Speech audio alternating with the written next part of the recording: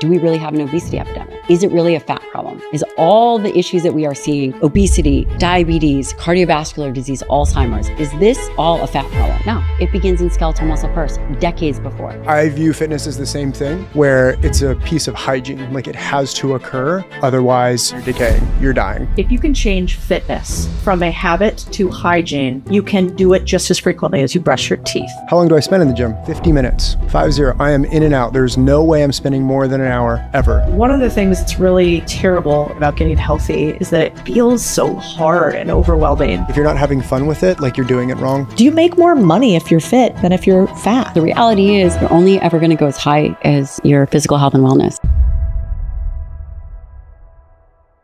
Hey guys, Codie Sanchez back here at the Big Deal podcast for those who don't just want to be rich, but want to be free. Do what it takes to get there. I love this podcast because I love talking to friends about how they made their millions and helping business owners solve their problems. It's fulfilling. I love sharing all the secrets. But when I can't meet in person, there's only one tool I use. It's called Riverside. Riverside ensures I can talk to someone anywhere in the world, recorded in 4K, so the quality of the video matches the quality of the humans you're listening to. Riverside records separate audio and video tracks so we can easily cut out those awkward interruptions that are my least favorite part of interviews. They have in-platform editing software based off a 99% accurate AI transcription. And if that's not simple enough, they take AI one step further for their show notes. It summarizes your entire content into an SEO-optimized description and chapters all automatic, saves me a ton of money. So you can use Riverside for podcast interviews, panel discussions, presentations, webinars, more. And best of all, it's simple. Try Riverside for yourself with link in the description. Use code CODY for an exclusive discount. I get a deal, you get a deal.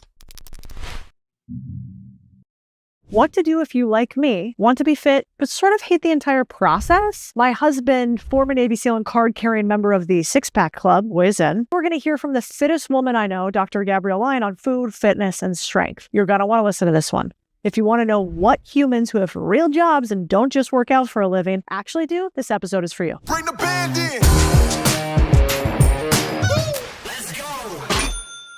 So, first, let's welcome my husband, who hates the fact that I bring up all these details about him and post what he calls titty pics of himself, aka six-pack pics of him without a shirt on. Chris Petkas on the pod today. Hi, thanks for having me. Appreciate being here. I think we're going to have you on a pod a bunch of different times to talk about things like AI, since you do stuff with AI for the Department of Defense. I think we'll also have you on here to talk about relationships and how to not marry your wife and have a happy relationship.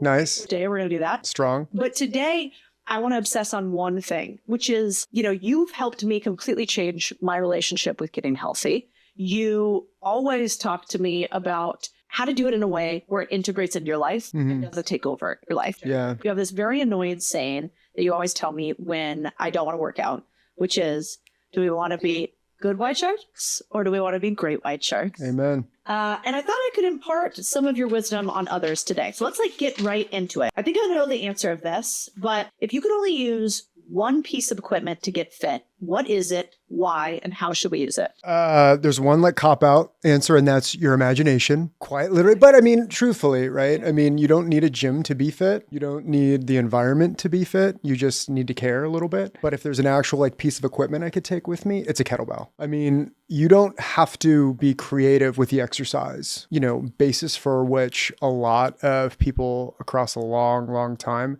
have made fitness. You take them with you everywhere. They're easy to go around. What I've actually done a few times is I've researched a place. Maybe they didn't have a gym close by. Maybe I was there for 3 or 4 days, didn't have enough time to hit a proper gym. I've Amazon primed a 53-pound kettlebell to hotels before. People 10 to 20 pounds. Sure. Yeah. Whatever works for you, right? I mean, they come in different denominations, right? Mostly through kilograms. But I found it's an incredibly effective tool. You can train every single part of the body. At a certain point, you just keep going and don't put it down. And after 15 minutes, you will hate your life, but you will appreciate yourself. If somebody doesn't know how to use kettlebells, you are a crazy person about programs and taught me a bunch. Favorite 2 or 3 kettlebell programs and maybe favorite 2 or 3 kettlebell moves, because you also taught me you don't need to know that many of them. Yeah, that's very true. I think that the best programming out there is Eric Lehia's. Goes by Primal Soldier. Trames here out of On It ATX. He shows how to kind of chain everything together, right? It's not like you're just doing one exercise for a certain part of your body and isolating. You kind of flow through the entirety of it, right? Because at the end of the day, strength and fitness both rely on your ability to connect the strength of your upper body and lower body through a strong core. And what about like 3 movements? 3 movements. I think the tried and true kettlebell swing is a fantastic one. I think the windmill, it's a little bit more of an advanced one, but it really gives you a lot of hip mobility, back mobility, strengthens your shoulder girdle and your core. And then I also love the snatch, right? It's an explosive full body movement. Explosiveness has really been proven to be an incredibly effective tool for a lot of people. I taught my mom. Did you really? Yeah, Lori killed it. Another thing you talk about that changed my perspective on working out was this idea that habits versus hygiene and how you see fitness will change the entire way you do fitness. Can you talk about that? Yeah, absolutely. I think habits are something that's associated with a decision that you make to become better at a certain skill, right? Or something that you want to do less of. Habits are kind of a reinforcement. So your habits around, let's say, working out is the fact of going at a certain time or following a program or seeing a coach, like a whole different means of what all those variables do to encompass that piece of hygiene, right? Hygiene is the aspect of you will decay or die if you don't do it, right? If you don't brush your teeth, like you're going to have nasty teeth and it's going to break down. Same thing if you don't wash your body, bacteria. I view fitness as the same thing, where it's a piece of hygiene, like it has to occur. Otherwise, you're becoming sedentary, complacent, and you're decaying. You're dying. So essentially, if you can change fitness from a habit to hygiene, you can do it just as frequently as you brush your teeth. Absolutely. And it doesn't have to be as complex either, right? It can be as simple as brushing your teeth 20 minutes a day, 30 minutes a day. Maybe you don't have the amount of time to do it many weeks. Like on layovers sometimes, we will get up and we will walk for the entire hour and a half between it. Like that's a significant workout still, especially for a lot of Americans who don't get the, required or requisite 10,000 steps in a day. You know what I was thinking about the other day is it's overwhelming.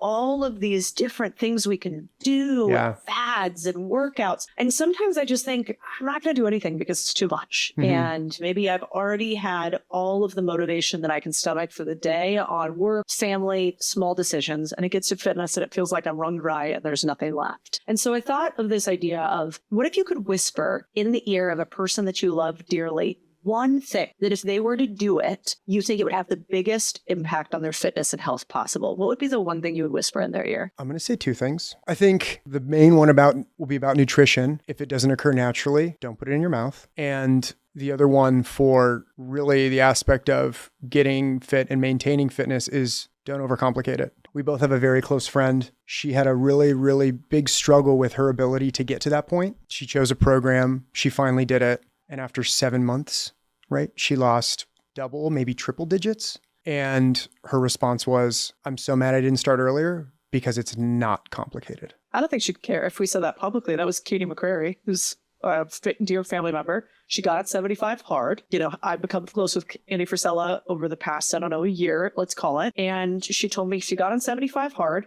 It took forever for her to get there, but once she got on it, she stuck to the program. She just did what the program said, and her life completely changed. Yeah. And she's kind of never looked back. One thing that you had told me before, too, is sometimes it can be overwhelming, this idea of is it natural or is it not? But you also said something to me, which was look at the ingredient list of the food that you eat. Yeah. And if it has ingredients that you cannot pronounce, it doesn't go in your mouth. Yeah, absolutely. And it leads to a little bit more intuitive eating as well. It's easier to make binary decisions about what to eat and what not to. If you get down to micros and macros all the time, you're in this like constant balancing act, right? Of like, well, now I have to consider like 7 or 8 different variables rather than just like a very easy, okay, I know about how much I can eat. I know about how much I can burn. I know what quantities I want of each. Now, do I eat it or not? Very simple. You always tell me that there's one word that really matters in the gym. And if you do this one thing, that it's kind of hard for you to be fat. Yeah.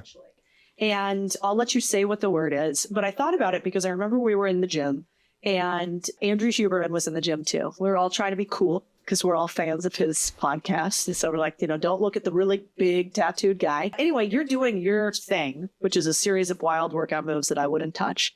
And he comes over to you. And I just saw your head get like bigger and bigger by the moment as you like winked over at me. And he started asking you about your workout routine. Like, what are you doing? What's this? Interesting. Can you show me how? And so I think that lends itself to this idea of like simple things can make the complex seem so much more intense. But what would be the one word that describes it? And then how do you actually define that word that changes everything in the gym? Yeah. By the way, I think I was like way cooler in that instance. I don't think that there was any head swelling going on, but I have incredible mad respect for Andrew and what he's done and what he's doing for human physiology and spreading the knowledge around it. The word intensity, I think it has a lot of meanings to it. When I look at it in terms of like an intention too, like you're not checking your phone. You are strict within your reps and your rest. You're strict within your time under tension, the amount of time that you are actively moving the weight in one direction or the other. Wait, pause on that. Yeah. So like, for instance, you taught me.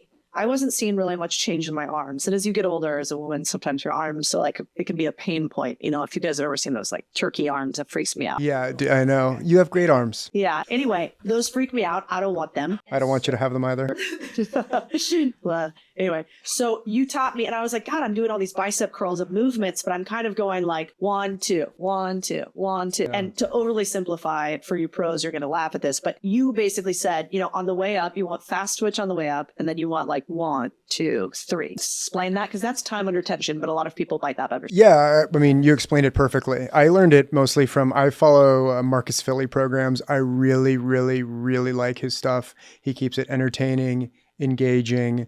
He hits muscle groups. He keeps the central nervous system guessing, does great priming, great mobility stuff. I really, really recommend his stuff. Wait, can we put a caveat on that? Yeah. I feel like Marcus Philly is amazing, but I was overwhelmed when I did his. So fair, yeah. You say it's more for like a little bit more pro than a Codie? No, that was like 3 years ago. And now he's tailored it to where he has some distinct offerings where it's like, if you're a top tier CrossFit competitor, you got a program, right?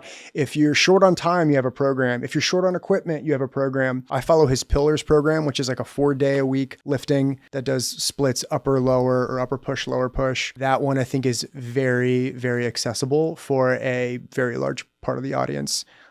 Beginner or pro. He has great movement cues as well. He has videos that go along with it. And, form is such an important part of it, right? Never sacrifice form. And time under tension is also, in my mind, part of form. And so I learned a lot of time under tension under him from his tempo count. So your ability to stress the muscles, to put them under tension, will increase muscle definition and size, at least in my experiences for me, right? I'm sure there's studies that say the same or different, but that's what works. Why does nobody talk about that? Like, I've been training with trainers for years and working out, for like 5 days a week for like 15 years. And nobody talks about time under tension for us normies. And it's mostly just like reps and weight count. Yeah. Well, I mean, like anything else that kind of evolves to the services industry sometimes, right? You're paying somebody else because they've figured out the complexity of something to make it simple for you. So while they might not be prescriptive in their tempo or time under tension, a good trainer will ensure that, you're maintaining that burn. But I think these are also just changes that we see across fitness and physiology, right? Like there's these huge swings back and forth. And I think it helps the fact that there's a lot of people studying it and a lot of people who are arguing and debating also the effects of it. Yeah. I also think like when it comes to intensity, when I see you working out, another thing that's not so scientific or tactical might just be you are drenched by the time you're done working out. Like independently, it kind of looks like you were hanging out in a sauna while simultaneously doing a workout. Another thing I learned from you is like, if you're not actively sweating during your workout, if you're doing like the Instagram girl workout, those bitches probably are doing BBLs. They're not getting their butts from squats. If I could take one other thing away from intensity, it was actually bring it. And if you're not sweating pretty intensely by the end of your workout, that's maybe an easier JV way to measure it. I think you go even further. If you're not sweating when you begin your workout, like you're not taking it seriously. Like if your warm up doesn't have a lot of intention behind it, and if you're not really paying attention to it, like how long do I spend in the gym? 50 minutes, 50. I am in and out. There's no way I'm spending more than an hour ever. That's warm up, workout, cool down, and stretching. Like you're not there to screw around. You have people say, kind of in the hustle culture, like 1% better every day. It's like, like 1% harder every day gets you 1% better every day. So why would I fall below any threshold that I've had before. And that's not saying like go and overtrain and be crazy about it, but push yourself to a certain extent, right? Even on those days where I'm not going as hard, right? You're still sweating. You still have significant output. You're otherwise wasting your time and you're regressing. Let's talk about our Sundays, because you also told me that, which is that Sundays are a recovery day. Talk about what we do on Sundays, how we incorporated that into, both our fitness regime and also our relationship a little bit. Yeah, I think Sunday for us is like just a major reset day. I think that's the day that we're really good about doing things that give us energy, because the other 6 days out of the week, we're kind of giving it out, right? We're kind of doling it out. It's being taken in a few ways. I mean, not to go through our entire habit, right? But we get up, we do a long walk, we take the dog with us. When it comes to the fitness part about it, right? Like we sauna, we cold plunge. There's a bunch of different modalities that you can do for recovering. We roll out, we get some movement, like we create space, we decrease inflammation. And at no point are we trying to raise our heart rate like super high. We're detoxing. Right. And I think we're just kind of hitting that reset button that physiologically and mentally really helps us set like intention for the rest of the week as well. Because if you're constantly just giving and giving and giving and giving, if you start, at a high speed in the mornings, you're probably going to continue on that high speed for the rest of the day. So I think that what drags on into the rest of our week as well. Yeah. I also think it's nice because sometimes, it feels like everybody's working out all the time, doing these really aggressive things. And you kind of taught me that rest is just as important as activity. Oh, yeah, absolutely. Because you're never overtraining, you're under recovering. Yeah. I mean, I think, to that point, we get up, we do the, coffee with a little bit of mushroom stuff in it, some MCT oil. Legal. That's legal mushrooms, lion's mane, over the counter. Right. I know it's Austin, but still. Exactly. Yeah. So basically, the kind of hippy dippy coffee. And we go for a long walk, like 5 miles, sometimes with our ruck, which I hate. Then we go to the gym, typically sauna, cold plunge, and roll out. And that's it. And it could be like a 2.5 hour evolution. Or you could take longer if you want to. I think something that you failed to mention that I think enough people don't do is like create space in their body, right? Like we do those weird things on the pole that get your spine up and moving around, right? We kind of like loosen your scapula from the rest of your back and your shoulders. We open up your hips. We kind of like rebalance a lot of the muscles as well. I think that's hugely important because that kind of goes into the like mobility, flexibility thing. I've taken people through that as well, like taking Khalil through it a few weeks ago. Incredible shape, I think in his late 40s. And he's like, I've never moved into parts of my body like this in my entire life. And I think that's the point of it, right? Flexibility, mobility, enable longevity. And that's a big proponent of it. For people that sit at their desks all day, how do you stop back pain and the tech neck slumping over so that you don't have that? Yeah, I mean, there's posture cues. I do a timer, as you see that I always have, 40 minutes. I get up, I go and do something else. There's a lot of different movements that you can do as well to free up your low back, hips, and shoulders.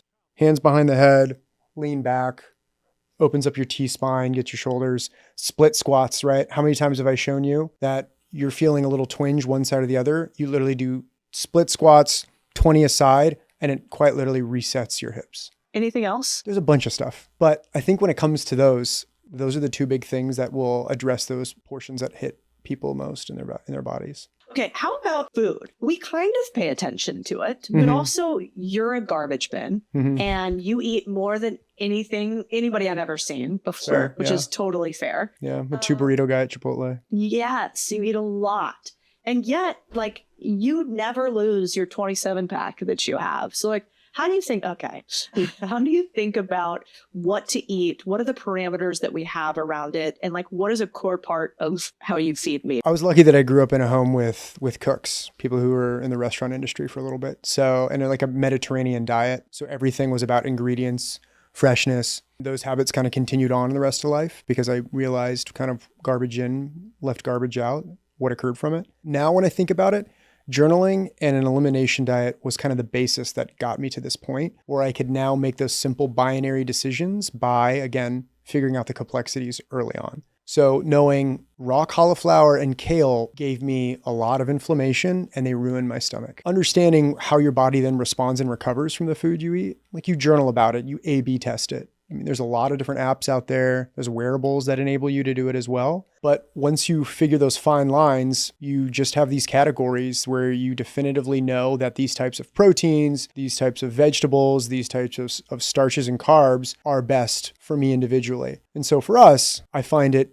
easy to do the 80-20, 80% farm to table, non-dilutive ingredients, right? Or non-processed foods, and then kind of 20% of a little bit more of whatever. Donuts. I love every 2 weeks. I probably eat how many? Half a dozen. I order them. I don't let anybody in the office eat one. They're mine. But you get what I'm saying, right? Like I'm also going to burn that off. And I think about it in the day, right? Like I'll probably have my higher carb and higher protein meals in the afternoons because you're going to burn off breakfast. You're going to burn off most of lunch. Your dinner is really what's going to decide what nutrients repair your body. Studies might show differently, but this is what I found that's intuitively worked for me. When we first met, I was struggling. I was working too much. My stomach hurt all the time, probably drank too much. And, if you guys listening have ever felt like that, you're like, God, I kind of had like these bags under my eyes. You feel like you kind of have some stomach issues. I hear that people on the internet call this hot girl. Oh, yeah. You got a hot girl, she got a tummy issue. And that's so bizarre. It's correlation.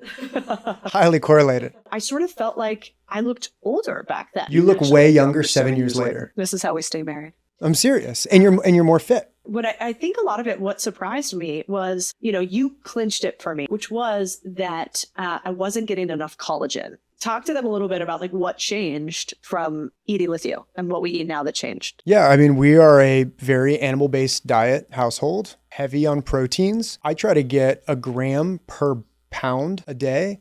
I think you probably get a little bit less. We have a little bit more fatty meats, right? I think there's some stuff out there, especially some studies that have shown the increase. We introduce bone broth into our diets as well, which is extremely helpful. And then we use highly bioavailable fats and everything that are all of our cooking additives, right? Extra virgin olive oil. We use a lot of duck fat, all of those things, right? I think bioavailability is a big thing too, right? That's the transference of nutrients to the body, right? Because you'll eat some things and you'll get 5% of it because most of it's trash or it's highly processed. Where there's others where you have a lot higher capability. So like for instance, darker vegetables, right? We always know that things that are colored on our plates will usually be an indicator of a healthy diet. And that's why it's there's 4 different shades of potatoes. Try every single one of them. They're going to give you a lot of different benefits each.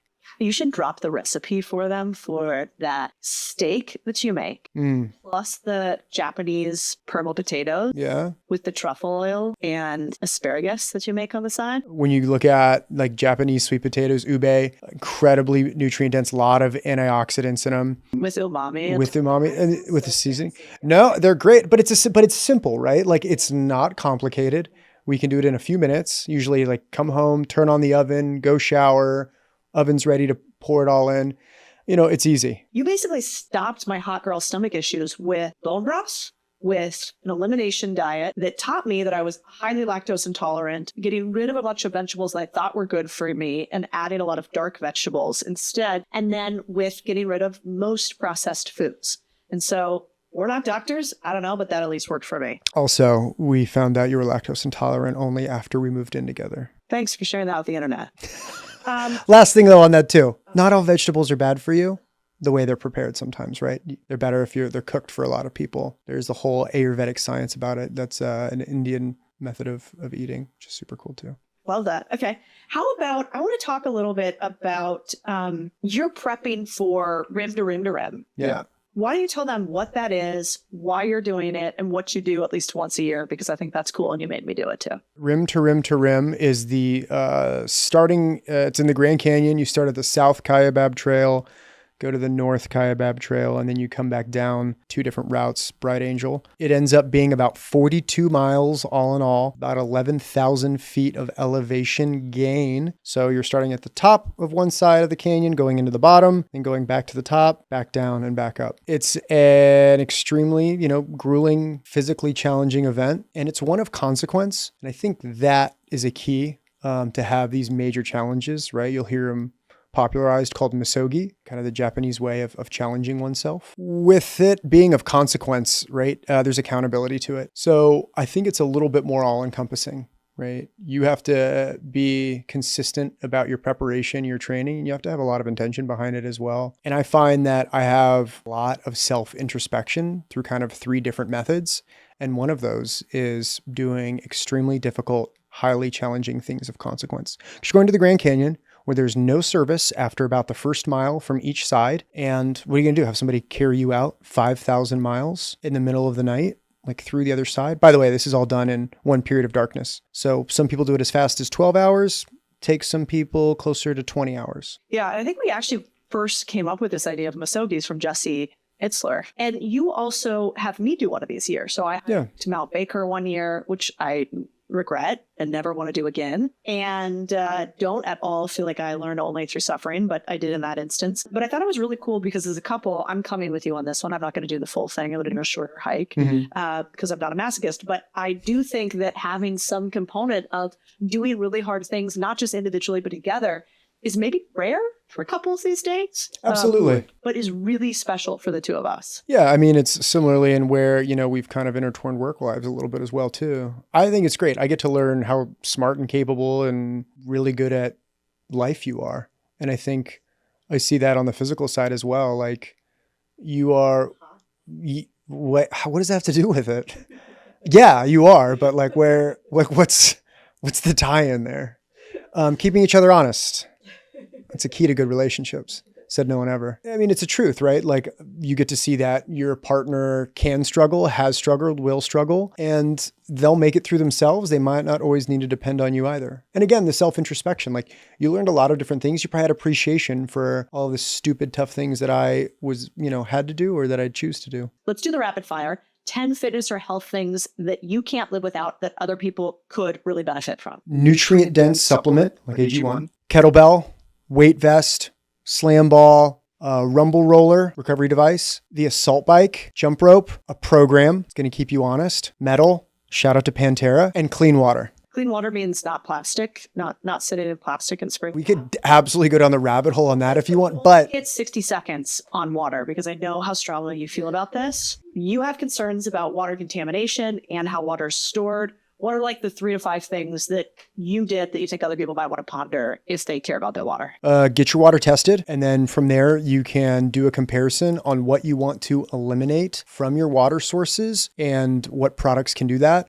We have like just a very simple under sink filter that takes out the majority of chemicals that are now found in our drinking water. Don't drink from plastic when I don't have to. Store things in glass. Keep them away from the sun if they're in plastic. If it doesn't taste right or smell right, don't drink it. Also disgusting. When we pulled out that filter the other day, water is really dirty. You also put a filter on our showers and stuff. I have, yeah. I mean, anything that touches your skin, right? As much as you can eliminate it, I would. And they're pretty cheap. Like how much were those filters? They were pretty reasonable. The one under the sink, I think it wasn't the cheapest. I think it was like maybe like $200. Okay. I put the filters that come every 3-4 months. Hydroviv is the company. Highly, highly recommend. And the ones on the shower head and faucets, you can just quite literally screw them on. It kind of sucks, but apparently we're not dying of toxicity. So, hey, win-win.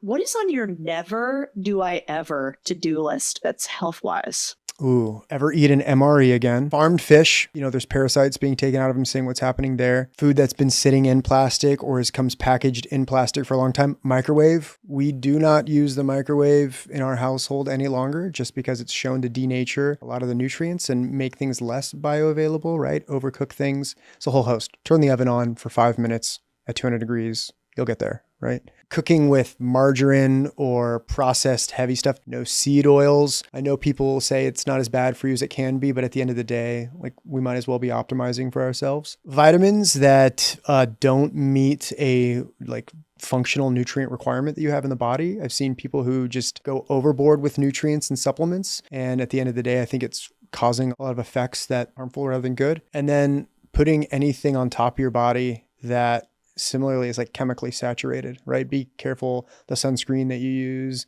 the moisturizer, even the soap, right? Let's talk about some fitness fails so that people don't think that we're good at this all the time. Yeah. Like, for instance, TMI internet, when I ate only liver and beef heart, bison and weird stuff that you told me to eat. The ancestral blend. Right. And I was smelly. I smelled bad because Yep. of it, which nobody told me was a byproduct. So careful if you only eat liver and bison and ancestral organ meat. That's one. What other fails have we had that were like, yeah, that wasn't necessary, or we didn't do it that well? I was like big on the oat milk train, like in almond milk, like 2017, 18, like listening to Health and Fitness magazine or something. When I started to realize what that was comprised of and how it was made, I removed it quickly.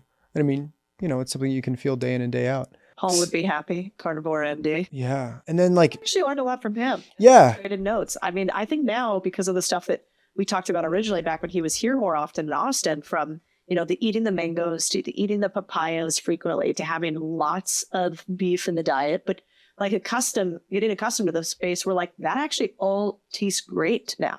Now he's an animal. We don't go to that degree. It's been really helpful, I think, for both of us. Yeah, absolutely. And just because something looks healthy doesn't mean it is. If you get chicken and rice and vegetables from like Panda Express, I don't know. I wouldn't necessarily trust in the supply chain that got it there, right? Whereas, you know, kind of get it from your local places, you're probably more than likely going to have a very different outcome on what it does to your body. Chronic pain is debilitating. And, you know, if you have that right now, if you're struggling, if you feel like there's been no solution for your back pain or your hip pain, that's where you were. For years, you had chronic pain that you had no solution for. You went to doctor after doctor. They wanted you to get surgeries, and you ended up fixing a lot of it. Can you explain what was wrong with you?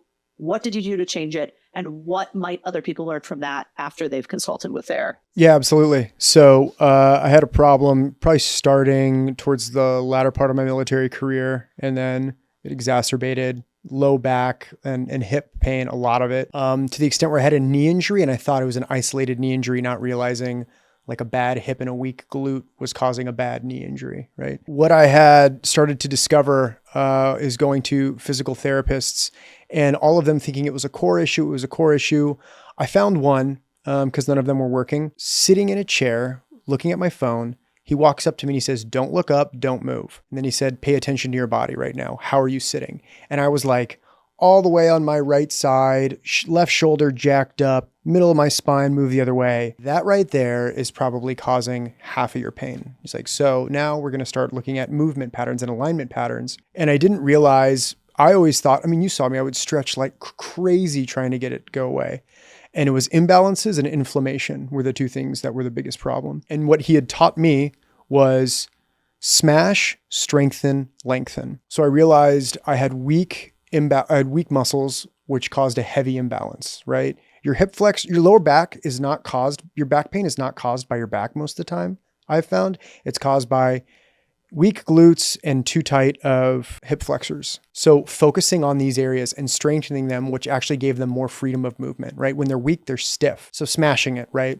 That's why I said rumble roller earlier. I always go through that stuff as often as possible. Every single day I roll out. You find the way to isolate those areas and those smaller muscles, which can then relieve all of the connectors around it, and then thus give a little bit more relief for those areas, and then lengthen, right? There's flexibility and mobility, and you have to treat them, I think, separately. And then so targeting those, not a joke. I think probably within 3 weeks, it completely changed. And you remember, if I was on a plane for over 3 hours, I couldn't work out for like 2 days. I was overdoing it. And then the inflammation piece, right? I think there's a lot that goes into inflammation, but reducing that at all costs was a significant helper as well. You know, one of the things that shocked me the most was I would have lower back pain just from sitting too much, not even anything crazy like you jumping off of boats and helicopters and whatever. You would teach me that the pain is often not where you think it is. So if your lower back hurts, it's actually because your quads are too tight. If one side of your lower back hurts, it's actually because you have too tight of IT bands. And so sort of realizing like what area to pull on, I thought was interesting. Also, ladies, I think this is a hack for anybody in a relationship. You could tell me if you think that this is right or not. Giving your man like a Theragun massage on your legs and back, which is like really not hard because you basically are holding this thing and it's doing all the work for you. Like, how many points do I get for that? I get so many points. An innumerable amount of points. Yeah. They're stacked up high. Yeah, and I also think like you've helped me think about how to integrate health into our relationship. So like, as you can hear, a lot of times I think in my old relationships, it would be like, well, it's us time. So we're going to go drink or we're going to go eat somewhere or we're going to watch TV, which is going to be more sitting. And you kind of said, wait a second, us time can also be us getting fit, us having recovery time. I would never have thought about giving Theragun massages to my significant other while we're watching something. Or right now we stretch in the evening. So like next time you're watching a TV show in the evening, Chris watches something called Rom Wad. Basically, it's just stretching. It's like 10 to 15 minutes. Yeah, it's now rebranded to pliability. Whatever. There's a ton of these. You could pick one off of YouTube on the internet for free, but basically having a stretching program. So instead of you just like watching TV with your significant other, trying to get the two of you to stretch at the same time. And so there's a lot of these like twofers that if you're living a life that is real and you have a lot of work going on and you don't have time to do 37 other things, how can you do them simultaneously that blends so that your relationship gets better, so that your body gets healthier, and so you have more time as opposed to less time? Yeah, absolutely. I think there's a few of those that we do. And I mean, like for everybody out there listening, I think, everybody that we surround ourselves with understands this, but we're up early. We're up at 5:30, 6 a.m. most mornings, and then we're charging until 8 to 10 at night, right? Full energy for most of the day. A few of those things are, like you said, like we can send out emails, we can watch a documentary, we can watch Netflix while we stretch. Taking a phone call either on a long walk or from the sauna every day, right? Getting in the cold tub, right? That's fun, like little challenges for each other as well. When we meal prep, it's kind of nice, right? Open a bottle of wine, have a glass, we'll cook dinner, but we'll also cook the meals for the rest of the week then. We kind of enjoy that piece, right? And I think the slow forms of life that you can do with your significant other that also have health benefits. Again, it doesn't take a lot more time. It's just integration. Yeah. And we both drink. It's not like we don't drink. Yeah, absolutely. Really nice, good quality red wine, typically old world because there's less fuckery happening there than they do in the US with pesticides, etc. Yeah, absolutely. I think it's, pretty clean as you will from that era. And my take on that, again, being kind of an intuitive eater and drinker, I guess, is cortisol, right, is a huge suppressor of hormones. I run hot, really easy to get, to have a cortisol increase. I find that a glass of wine or a good glass of tequila can kind of maybe get me into that relaxed state, lower the heart rate a little longer. Shout out to DNA Fit that told me genetically alcohol has no effect on me. So, It's so annoying. Yeah. Me, on the other hand, though, like it'd be better if you never did. So I'd like to have a few more glasses. Maybe the last thing I'll say is like making this sort of fun. So, one of the things that's really terrible, I think, about getting healthy is that it feels so hard and overwhelming. And we do a lot of things, which I credit to you, to integrate it into the fun zone. So like, each morning we'll get up, we might go do a cold plunge, but, he'll ask me, will you be my lifeguard? Which is hysterical because it's like this big. Andy's a former Navy SEAL. And so how can you just have these little ridiculous things where every time, we're at the gym together, we don't work out together because he works out so much harder than I do. You do a ridiculous dance across the gym from me. Yeah. Like almost every time. And so I love that you don't take fitness so seriously while taking fitness really intensely. And thank I you. think it's beautiful. Thank you. I'm the light of your life. Yes, you are. I mean, it goes back to the cause of it, right? If like, I want to be good at fitness, you're like, it's like saying I want to be like good at life stuff, or I want to be a good professional. It's like, professional what? Like fit at what? It's like, be a CrossFitter, marathon runner, be a cyclist, be a gymnast, combat sport athlete, like whatever it is you do, have a little bit of a focus on that. And then the rest of it kind of comes naturally. And similarly on that front, like if you're not having fun with it, like you're doing it wrong. Next, we are going to go to Gabrielle Lyon.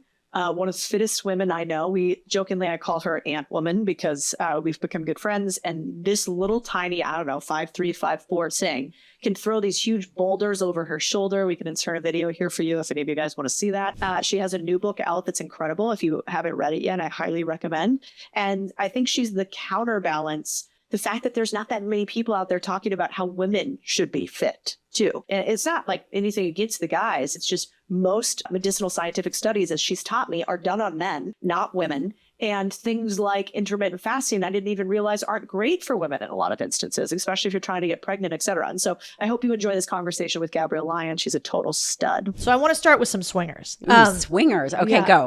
Ready. You specialize in high performers, right? You're a high performance doctor to some of the biggest names out there. There's this feeling by a lot of people that you can't say things about fitness and performance in leadership or business.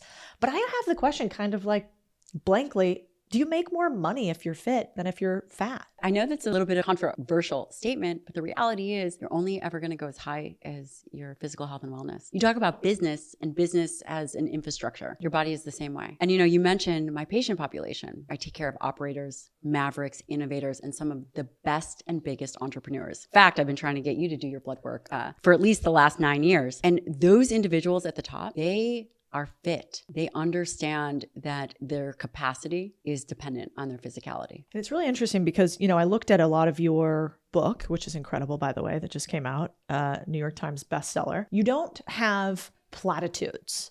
This is all backed by science. You have a ton of data that's verified. And some of the studies that I really liked that you had posted in varying ways where there are studies about sedentary coworkers making less money than those who are more active, just how much you sit, which I thought was interesting.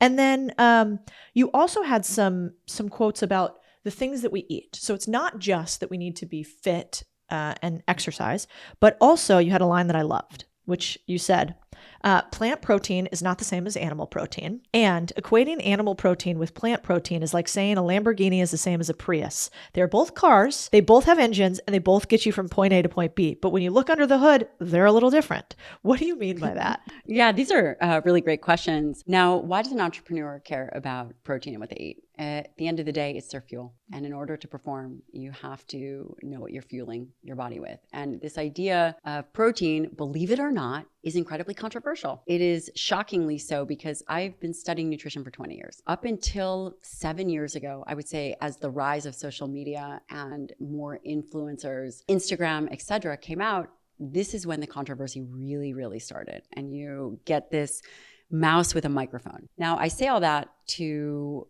hopefully open the mind of the entrepreneur who's listening because they've clearly heard about animal and plant protein. We actually surprisingly don't eat for protein. That's like saying we eat for a vitamin pill. What we eat for are the 20 different amino acids, 9 of which are essential and the others our bodies can make. Animal-based proteins have high amounts of these essential amino acids, which are required by the body for performance, for neurotransmitter function, for muscle protein synthesis, all the things an entrepreneur cares about. You would need 6 cups of quinoa to equal 1 small chicken breast. And at the end of the day, if you care about numbers, then you have to understand these things are not interchangeable. They are not. And yet we hear over and over again that if we go more plant-based, we will be healthier. What do you think about plant-based protein? Would you ever eat it? I mean, yeah, there's nothing wrong with it, but to say, so it's not that there's something wrong with plant-based proteins. It's this conversation that they are interchangeable. And from a marketing perspective, whoever controls the marketing controls the market. Would you say that that's true? Yeah. Commodities are whole foods. Commodities like beef and milk and corn and soy, whole foods. From a marketing perspective, if I say beef, do you know the tagline? It's what's for dinner. Yes, ma'am. Nailed that. All right, Nailed it. Okay. Now, wait, not done. Okay. If I say milk, what do you say? Makes the body good. Okay, close enough. Okay. Milk does the body good. Yeah. If I say pork, don't know that the one. other white meat. Oh, right. The other white meat. Okay. These whole foods are controlled by the USDA. They are under this jurisdiction of the USDA, meaning that they have very specific rules. All of the farmers, all of the producers pool their money together. Their collective marketing budget is $750 million. All commodities. This includes beef, this includes chicken, this includes dairy, this includes corn, soy, etc. You have processed foods like if I say Impossible Burger, or you pick an oat juice or an oat milk or whatever it is, almond milk. These are all processed foods. PepsiCo is one company. Its marketing budget is close to $2 billion. That's one of the processed food companies. They are under a different jurisdiction. They can make claims against these whole foods like beef, like milk, like pork. A fake meat company can say, this is better for the environment. This is better for your health. This is more bioavailable. They can say whatever that they want until they're shut down or they get their hand slapped. Versus beef can never say, no, we're a better source of iron. Children need iron. Those children that don't get iron become stunted. They can never say any of those things. Why can't they say anything? Because it's just legal. Interesting. So the information that we hear is through a funnel of marketing. Yeah, it's a good point. We can play the clip right now, but I was listening to this clip, which was the mayor of New York talking about basically protein and how we need to eat less animal protein. I imagine you have thoughts on that. The vast majority of food that is contributing to our emission crises lies in meat and dairy products. Yeah, how much less is he talking about? If you look at the numbers for women over the age of 65, 40% are deficient in protein, or deficient, they're getting below the RDA, which is the minimum to prevent deficiencies. The average woman is getting 68 grams of protein, the average man, 100 grams of protein. If it were true that we needed to eat less protein, then the question becomes, what are we gonna fill that with? We're already overweight, obese. I mean, it's pretty abysmal, our health and wellness status.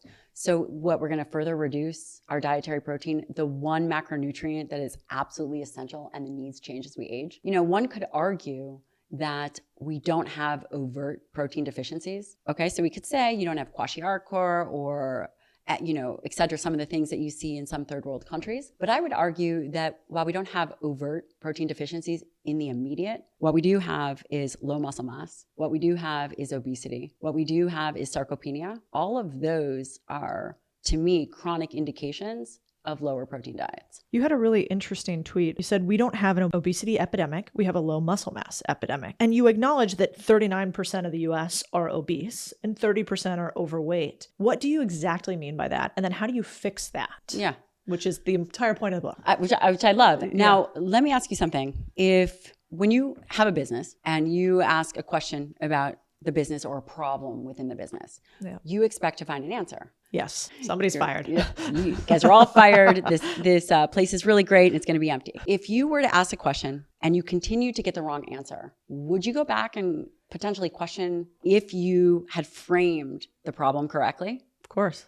For the last 50 years, we've been asking the question about obesity. How do we fix this obesity epidemic? Nobody's ever asked the question, do we really have an obesity epidemic? Is it really a fat problem? Is all the issues that we are seeing, obesity, diabetes, cardiovascular disease, Alzheimer's, is this all a fat problem? No, it begins in skeletal muscle first, decades before. Americans are interesting, and maybe all people are interesting, but when you continue to hear something over and over again, for example, obesity, we have to fix this obesity epidemic, we then believe something to be true, even if it's not. At the root, it's about unhealthy skeletal muscle. Yeah, it's so true. You know, we do this series called America 2.0, and it's a little depressing after you look at it for a while, but the institutions that we have built in this country have allowed for incredible freedom. But anything that gets a lot of power over a long period of time ends up getting corrupted in some way, shape, or form, typically. It just seems to be the state of humanity. And, you know, so we talk a lot here about corporations, the Fed, the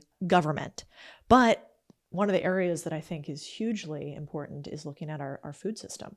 And so you could say that's partially corporations, and you certainly could say that's partial government overregulation in areas that don't make a ton of sense. But it's interesting because as a human that is every day just trying to figure it out, the average American is just like, you know what? I'd like somebody to love me. I'd like somebody to pay me, and I'd like some fun in life. You know, that's and kind maybe of a foot rub. Yeah, maybe a foot rub. And they're just trying to figure it out, and it's hard out there. And so when we get all of this information on what we can do to be healthy, even, you know, me who has some resources and time and not maybe a complete idiot on all areas, it's hard to figure out what the fuck do we actually do. Yeah. And I think your book answers that without overwhelming it. It's really great if you want to say, but really show me the science. But if you're talking to just a normal human who's like, what do I do? I mean, I have tried to get more protein in my diet, and it's hard. It is hard.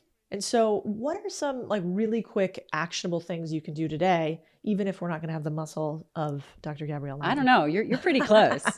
We were doing some push-ups right before this, but what you're saying is actually very relevant, and things are very confusing. There's a chaos-making machine. People don't know what to do, even if they have resources. A very simple, easy way to think about nutrition is, again, prioritize protein. One of the reasons why it's hard to get is because when you eat it, you're not hungry. Because dietary protein, because of these individual amino acids, it kicks off certain mechanisms in the body that it decreases hunger. You're just able to manage your blood sugar better. You're not all over the place. You're able to think and execute and not sleep under your desk. First meal is the most important, and that needs to be a high protein meal, and that needs to be 30 to 50 grams. That could be a scoop to 2 scoops of whey protein, something easy. It could be some Greek yogurt. It could be some eggs. It can't be your oatmeal alone. It can't be your fruit smoothie alone. It should not be your donut or pancake, etc. It is something that everybody could do, and understanding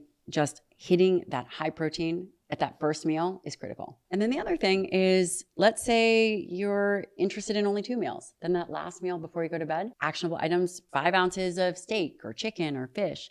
It doesn't have to be complicated, but it does have to be executed. Yeah. So basically, moral of the story is, like, I heard, because when you say 5 ounces or 6 ounces, I am like the average American that's like, the thing is, I don't know what that is. So how do we make this so stupid simple for people? So you're a high performer.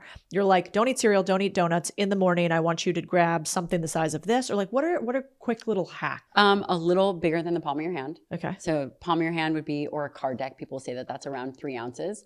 So a little bit more than that. Easy. Doesn't have to be complicated. The other thing is eliminating chaos. So once you understand what you need to be doing, even if the first time you do it, let's say you track in an app for 2 weeks or a week. People are busy, right? They don't want to do that. Do it for a week. Yeah. Figure out how you track your money. You track your, I don't know, the speed that you're going and driving. You got to track your calories. You got to track your macros. Just do it for a week. So you don't do it all the time now? I don't do it at all anymore. Yeah, because I got a trainer and they were like, the thing is, we want you to wake up in the morning. We want you to get on the scale. Then we want you to go to the cold plunge. Then we want you to drink a gallon of water. Then we want you to work out at least 6 days a week. And then you got to track all your meals. Also be great if you tracked how your sleep went. And I'm like, Jesus Christ. No, that is very robust. Yeah. And that would be amazing if you could do it. But the reality is my patient population, they do not do that. What they do is I could call Bedros and I could say, hey, B, what did you have for lunch 2 weeks ago on a Wednesday? And what time was that lunch? He would know exactly, because the best of the best limit chaos. So it's just about repetition.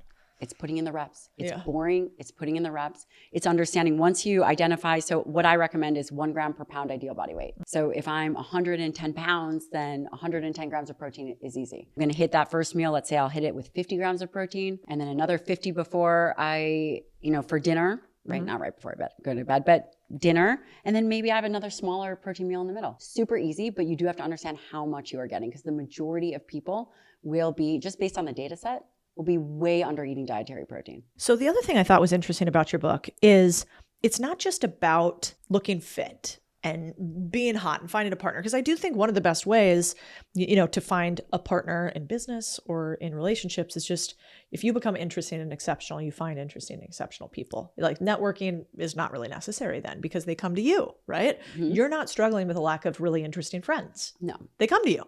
And, but that's not the only reason why it's really important to eat more protein and to lift. In your book, a lot of it is about living longer, right? And better. So talk to me a little bit about why you think muscle and thus protein and lifting weights are really important for just living a longer, better life. Well, again, it's all about the quality. What is the outcome that you want? It's great if you're exceptional in business, but if you don't have a framework where you're strong and capable physically, what does that matter? I have never met someone that has said to me, I would exchange a successful business for my health. There's not one person. There's not one person that, given a dire circumstance, would not give up their business to make sure that they are healthy.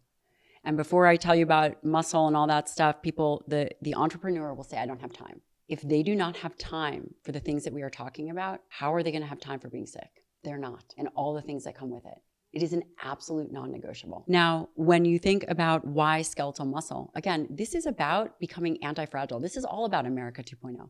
This is becoming a better, stronger version. And the only way that there's a very simple formula as to how to do that. That is to be strong and physically capable. There are a multitude of ways that we put that input in, but the 2 primary ways are train fucking hard, nail your diet. 100% of people eat. Get the protein in. You don't need to be a carbivore. All of that stuff is distraction. This idea where I can't, or it's this last meal and I'm just celebrating, that's all distraction from an ultimate goal. Training hard isn't necessary. You could get into the nuances and people will say, oh, you could train with lower weights and still get hypertrophy benefits. All that is true. From a fundamental perspective, muscle is currency. You can't buy, you cannot pay for, and you can't bargain for. It's actually currency you have to earn. And the only way to earn that is by instilling habits and becoming a certain type of person. So I would say don't let yourself off the hook. Yeah, you want to go to yoga, yoga's great, but put yourself in a position where you have to physically challenge yourself. I think for the entrepreneur, that's really important. Because an entrepreneur might be like, I don't care that muscle is the organ of longevity, but you do care about having good brain function. You do care about having good immunity. You do care about picking up your kids or your dog or your car. I mean, you might not pick up your car, but maybe our husbands would pick up their car. But the rest of people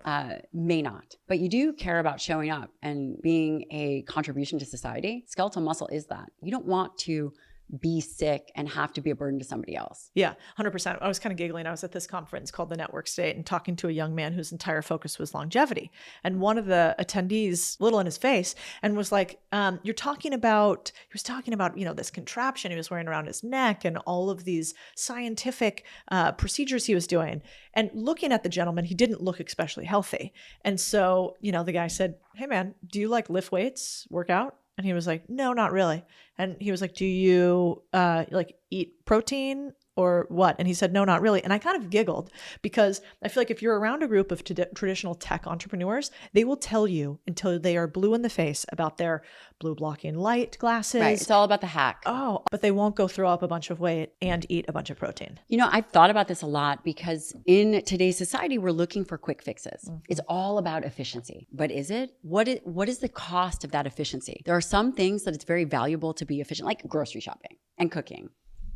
I mean, okay, but training and putting in the time and actually going through a period of suffering, that's valuable. That doesn't need to be efficient. It needs to be effective. What do you think about Brian Johnson and the fact that he doesn't eat any meat? An interesting choice. You know what I mean? And that's a lot of supplements and a lot of stuff and a lot of lasers. So you would still say, even with all of those additional things you do, you're choosing, no, I'd rather just do animal protein as opposed to. I mean, because it's not just about the protein. It's about the food matrix. It's about bioavailable iron and zinc, selenium, creatine, carnitine, and serine. You shouldn't need to take a million different supplements. We didn't evolve that way. What about Ozempic? But it's great. People, and taking it. Yeah. What do you think? I haven't done it because it freaks me out. Well, I don't like anything that pharma sends. I mean, fair enough. Fair enough. I will tell you that now I did my fellowship in obesity medicine. So I did a fellowship in geriatrics, nutritional sciences. And I ran an obesity clinic for 2 years. And part of the research that I did at WashU in St. Louis was all obesity based. One of the things that they did a lot of gastric bypass. They did a lot of sleeves. They did not use a ton of these GLP agonists. They did not use Ozempic, semaglutide, tirzepatide. They didn't use these things. These medications are more effective than surgery. There's less downtime. Now, your original question is, what do I think about it? And then we can talk about the uses of who should be using it. I think there's a place for medication. I think that it's unfortunate that we have the need that we do, right? The majority of our population is overweight. We have to do something about it because the downstream effect is catastrophic. We've seen it. The wider the waistline, the lower the brain volume. We need a smart America. We need people smart that are going to show up. So these drugs work. Ozempic is not my favorite. There's too many side effects. I'm much more interested in Mounjaro or tirzepatide. These drugs have also been around for a very long time. Semaglutide, Ozempic has been around, 20 years. It's not a new drug. These are not new drugs. Why are we just hearing about it so aggressively? Because they are now being able to be used off-label and now they're approved for weight loss, which they weren't. They were approved for diabetics. You hear that it slows gastric emptying, right? That's like the big thing. And you hear it has these negative effects on skeletal muscle. So the two biggest things that I hear, is that it affects gut function. Guess what? It's supposed to. That's what the drug does. It slows gastric emptying. I don't think that the medications should be criticized for doing what they're supposed to do. The other flip side of the coin is people will say, well, Ozempic affects skeletal muscle, which muscle is the organ of longevity. I have not found a mechanism of action. The reason people lose lean tissue on these medications, which is the other big criticism, is because they are not training and they're not eating dietary protein. It's not hard. Now, what do I think about the utilization of these drugs on people that are, quote, healthy? I would say, well, what is healthy? How are we defining healthy? So we think that it's okay. Anything less than 30% body fat is okay. Is 25% body fat okay? I mean, I think that we're probably too lenient. What should it be?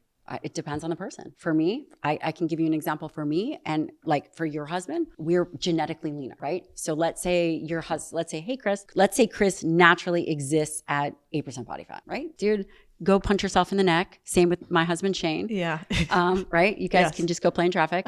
But if he were to be 14% body fat or 12% body fat, he'd like have a little extra fat on him, and that might not be so healthy. But we have these strict guidelines where we say, okay, well, now you're 30% body fat. Now you're overweight. Now you have a problem. But what if that person naturally sits at 14%? Now, is a medication a quick fix? Yes. Is that going to be long lasting if you don't change habits? No. Have I seen these drugs work for individuals with emotional eating, with alcohol, with drinking problems? Maybe not alcoholism, but with cravings and desires? Absolutely. Have I ever seen anything work more effectively? No. Now I'm going to throw something else out there. We can prescribe drugs to make individuals less overweight, but testosterone is not FDA approved for women. You can still prescribe it, but it is fascinating to me that anabolics and certain medications that could affect muscle mass aren't legal to prescribe. I'm not saying that testosterone is one of them, but these other anabolic agents, physicians, for the most part, it has to meet a need, aren't prescribable. And why is that? I don't know. Government regulation. Do you think they should be? Within a knowledgeable physician, yeah, I think that there are anabolic agents that can affect sarcopenia in a positive way, that have been used for burn victims, that can actually help augment skeletal muscle. Yeah. Versus targeting body fat. Yes, I do. What about women and getting lean and lifting? Like, there are all of these things that I remember I was told early and used to believe. If I eat too much protein and I lift too heavy, I'm going to turn into Hulk. Right? I mean, I look like the Hulk, right? Yeah, I mean, let's what does Emily call you? I can't remember. But basically, I call you tornado. Yeah, I don't know. exactly. Well, you're like Ant Woman. You can lift like 4x your body weight because you do weigh probably 110 pounds. Yes, you're the only woman do. I would ask that on a podcast, for the record. No, you don't look like that at all. But maybe explain to women, like, how would that happen? Does that really happen? No, it doesn't happen. Do you know a woman that is lifting heavy and being bulky? No, except if they try really, really hard. They have to try really hard. I actually believe that there is this inherent discomfort that we are so culturally indoctrinated that women don't feel comfortable going into the weight room and just throwing around weights, maybe because it's not what they've done. If you walk into any gym, where do you see the women? Truthfully, maybe not here in Austin, but where do you see the women? Yeah, the machines. Exactly. Mm-hmm. Or the cardio equipment. Where do you see the guys? Yeah, they're by the weights. Yeah, it's true. So it may be more of a cultural perspective. Yeah, socialization. Yeah. Yeah, I mean, I saw a video the other day by Matt Walsh, who I like, but he was talking about a young woman that was really, quite fit and had tattoos. And his assertion was men want feminine women that are not muscular and with tattoos. You and I both have tattoos and are kind of muscular. And I don't think either of us have ever had a problem in that regard. But I think it's a disservice that men would push women to this idea of feminine, which is just really thin and not a lot of muscle mass in them at all. But I think we're almost like culturally going back to that. Like, I can feel the murmurings of it. Have you seen that also? I think we're at a precipice. I think, people will ask about the book, and the book is really, so the book Forever Strong is really about a mission. It's about changing the conversation, understanding that people can be strong and that women can be strong and be capable and feminine and do all the things. I think that the world is ready. The world is ready, that it's not the bro science anymore. It's not the being, jacked with the skinny tank tops. There is going to be a shift to strength. The world's ready for that. Well, you do a couple things that I thought was really cool. You're a doctor, you're an author, you run businesses, you're also a mom of two. And so when I was FaceTiming you the other day, it was like, what 5 a.m. or something? It was early. Mm-hmm. And your little one was in the gym with you every morning. So maybe talk a little bit about how you integrate being a mom and a parent and physicality. It's a good question. I will say that I don't make excuses. We don't make excuses. There's a million things that I could have said. I'm not going to go because my daughter's there. We don't have help in the morning. You name it. And there's a lot of parents out there who are probably listening. You better believe that my kid gets up. And it's not that I force her to get up. And by the way, I have 2 little ones. My husband works 100 hours a week. Yeah. He's up at 4 and he trains before he goes to work. He's a surgeon too, not a dummy. Right. Question. No, I'm just kidding. Just kidding, honey.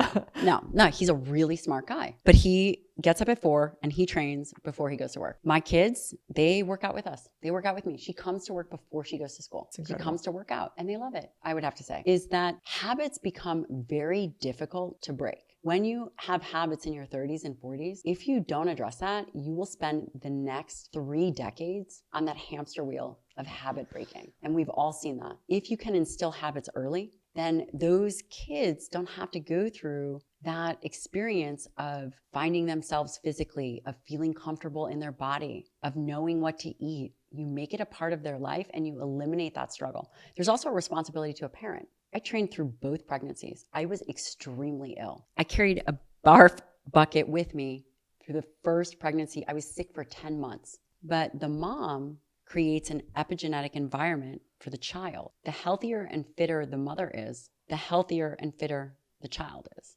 So for the moms out there or the people that are becoming parents, it has to be, you would never want to set up that child in a way where they have to struggle. For that, let them struggle with business, let them struggle with other things.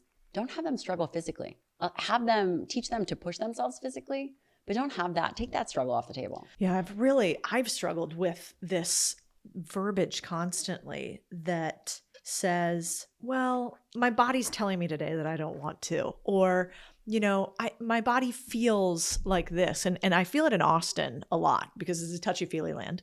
But there's a lot of people here who are really fit. And then there are a lot of people here that I think have been told a bunch of lies. And the lies are that it's actually a giving thing to let your body slip into being overweight, unhealthy, and not something to be proud of, but in fact, you become proud of it because somehow society says that that's okay. And if we look at the math, the numbers just say you're going to live not as long, you're going to make not as much money, your likelihood to have disease and not just longevity, but not comorbidities. Yeah. And, it's not just lifespan, it's health span, right? Is going to be so much worse. And so I think it's really important that a book like this gets out here and that people talk about it in circles where people aren't obsessed with fitness, because everybody in fitness loves you, is obsessed with you, but people who are in business too need to also listen to the same thing. Yeah. And again, the best entrepreneurs, the best business owners, their house, their physical house, it's in order. And, when you think about this idea of listening to your body, and I might get some pushback on there, but, I'll tell you what, human beings are totally predictable. And the entrepreneur, even more so. Late nights, early mornings, pushing themselves hard. I guarantee you are not going to, I'll bitch and complain about wanting to train every single morning. I'm not shocked by it. I know tomorrow morning I train at 9 a.m. So I train with a bunch of people. We train outside. It's brutal. We're going to be pushing sleds and doing air dynes. You think I want to do that? I already know I'm going to start complaining about it. But it doesn't mean I'm going to do it. I'm still going to do it. I'm not going to listen to how I feel about it. Okay, fine. If I tore my hamstring or if I can barely move. But you have to know yourself. You have to know that you are going to try to talk yourself out of it and not be shocked by it. Just do it anyway. The other aspect about entrepreneurship that I have found and seen multiple times, and this doesn't directly relate to the book, but it is something that touch on a little bit in the book. I think that especially entrepreneurs, they fail to recognize this because, again, what we're talking about are habits that are become incorporated into a livelihood, a way of being. And there's this really fascinating thing that I've seen. So I've been a physician since 2006. I've seen thousands of patients. And, as my career progressed, the types of patients that I've seen have now, they are a certain archetype. As high as someone is going to go. So let's say you create a mastermind, you buy a business, you're so amped up, you're working on this launch, this digital product, as high at the pinnacle, as high as someone is going to go, that is their point of vulnerability. That is the moment that they are going to look to eat something, look to buy something new, look to whatever, porn, whatever it is that they are vulnerable for. At the peak of a sale, at the peak of their performance is a spot of vulnerability. As high as that individual is going to go, the depth and as low as they are going to go is going to be a mirror. So when an individual is at their pinnacle, as high as that feeling gets is as low as they're going to go. And that is the second place of vulnerability for an entrepreneur. And why, as a physician, do I care about that? Because that's where they fall off. Increased stimulant use, increased alcohol, maybe they buy a new car, maybe they buy a new house, maybe they become depressed. I see it all the time. The question becomes, how do you not just navigate the physical, but how do you plan for the mental ebbs and flows of these neurotransmitters, of just the way in which humans respond? And again, this isn't talking about protein or muscle, but this is the second thing that I always see with an entrepreneur, especially early on in their career, is that if they can step into that high with a little bit more neutrality, they won't be vulnerable to vices. And that's so important, because the vices. I have two other things I want to talk about. One is you've become my go-to, hey, should I worry about this person? I watched this video the other day, which they can show, that shows that things like even my Lululemon pants contain what's called forever chemicals. You'll have the smart word for it, that can cause hormone disruption and even potentially cancer. How much do we need to worry about these external chemicals as well? Or do we have to worry about them less if we focus on fitness and eating the right amount of protein? That's exactly right. I would say that the unfortunate truth is that we live in an environment that's totally polluted. Mm-hmm. The air that we breathe, the Wi-Fi, whatever it is, it's impossible to control. Mm-hmm. We have to control what we can, and that is a handful of things. Do I think that we need to worry about forever chemicals? Probably, and we probably have to worry about drinking out of plastic.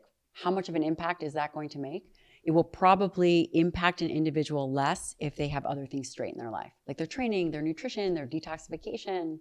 There's other things, but yeah, the world we live in is toxic. So do I have to throw away my Lululemon pants? No, I still have mine. Okay, fine. Good. I like that. Just wear underwear. You're fine. Yeah, I do. I always found that weird. Women don't wear underwear. I do too. I'm like, lady, I know what happens down there. That's not good. That's not what we should be doing. The other thing that people are obsessed with right now is seed oils. Yeah. And so, my husband's a psychopath. And so he's like getting all the stores that don't use seed oils. And that's the only place we order from. And I'm on board. So I'm, great. Yeah. But what do you think? Like if you have a list of like what you care about, it seems like it's like lift heavy shit, eat enough protein, eat less processed stuff. But where's seed oils and Lululemons on that is hilarious. I have never thought about that, because people talk about seed oils collectively. Right. How about this? If you're not eating processed foods, you don't have to give a shit about seed oil. The reality is, what kind of seed oil are we talking about? Are we talking about canola oil? Are we talking, you name it. Yeah. What are we talking about? Do I think it's a huge problem if you're not eating processed foods? Probably not. What about these guys that all they eat is fruit and meat? Like Paul, who we both know that I like. Like, is that the way that we have to go? Nobody has to do anything. And also the body is totally diverse. There are certain eating patterns that are great for people. Meat and fruit, I think, is great. We eat a ton of that in our house, but we also eat rice. We also eat potatoes. Thank God. Okay. Everything is I okay. could have a salad? Yeah. Okay, good. Because I don't think I could do like cheeseburgers and mangoes for breakfast every morning. No, probably not. Although my daughter probably could just totally crank that down. What we're going to see is if we can pinpoint what people need. I think the next frontier is the gut microbiome, which people have been talking about a lot. But, as we get better at that, we will see that certain individuals do better with certain kinds of diets. And you'll really be able to pinpoint that. Yeah. You probably get a lot of hate on the internet for having some of these controversial takes. What do you think the detractors say? So what are the people that are like, I don't think that, muscle mass actually matters with lifting weight? What do they say, and what do you say back to them? So let's talk about where the pushback comes from. Yeah. This is actually very funny. The Pilates community and yoga community get very angry with me. Oh, interesting. Which I had no idea that lifting heavy stuff and training was so controversial, but apparently it is. And here's what I would say.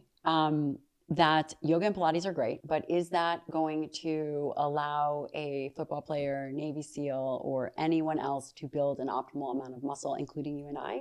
Probably not. And you will hear a lot that would be adequate. And I would say probably no. Not that it's not good, but is that the primary way that you are going to focus on hypertrophy and strength over time? No. The other thing is individuals, I don't think that there is an argument about muscle mass and strength. Right? I think that's something that we can all agree upon. Where there will be some pushback, which may or may not be so relevant, is this idea that the mass doesn't matter. And people will say, well, skeletal muscle mass doesn't matter. It's all strength that matters. But we haven't been directly measuring skeletal muscle mass. We are making statements, and we have a huge body of research that doesn't directly measure the tissue. There are now new ways that they are going to be measuring it. It's a D3 creatine.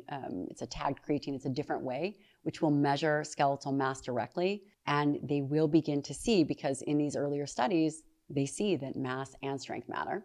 So that's the other thing. The other thing that people will say is that you don't need animal products. You can get everything you need through plant-based proteins. That's absolutely correct. You can get protein equivalents. But again, we are talking about what about protein as a food matrix. Iron, zinc, creatine, all these other things that we need. And as individuals age, they're not eating more, they're eating less. So the food matters. That's a really good point. Yeah. So basically, if I think about it visually, you have like your quinoa. Well, you wouldn't even have that. You'd have some sort of synthesized protein that was created that's equal to a chicken breast. But if you were to show a grid in the chicken breast and a grid in the thing that's synthesized, you're not getting those same. The metabolomics are different. Exactly. The metabolomics, the breakdown of the product is totally different. And while the protein content might be the same, the actual, again, the metabolites are different. Definitely not something that's talked about enough. This is so cool. I'm so excited for you on this book and the next ones you're going to come out. Thank you for having me.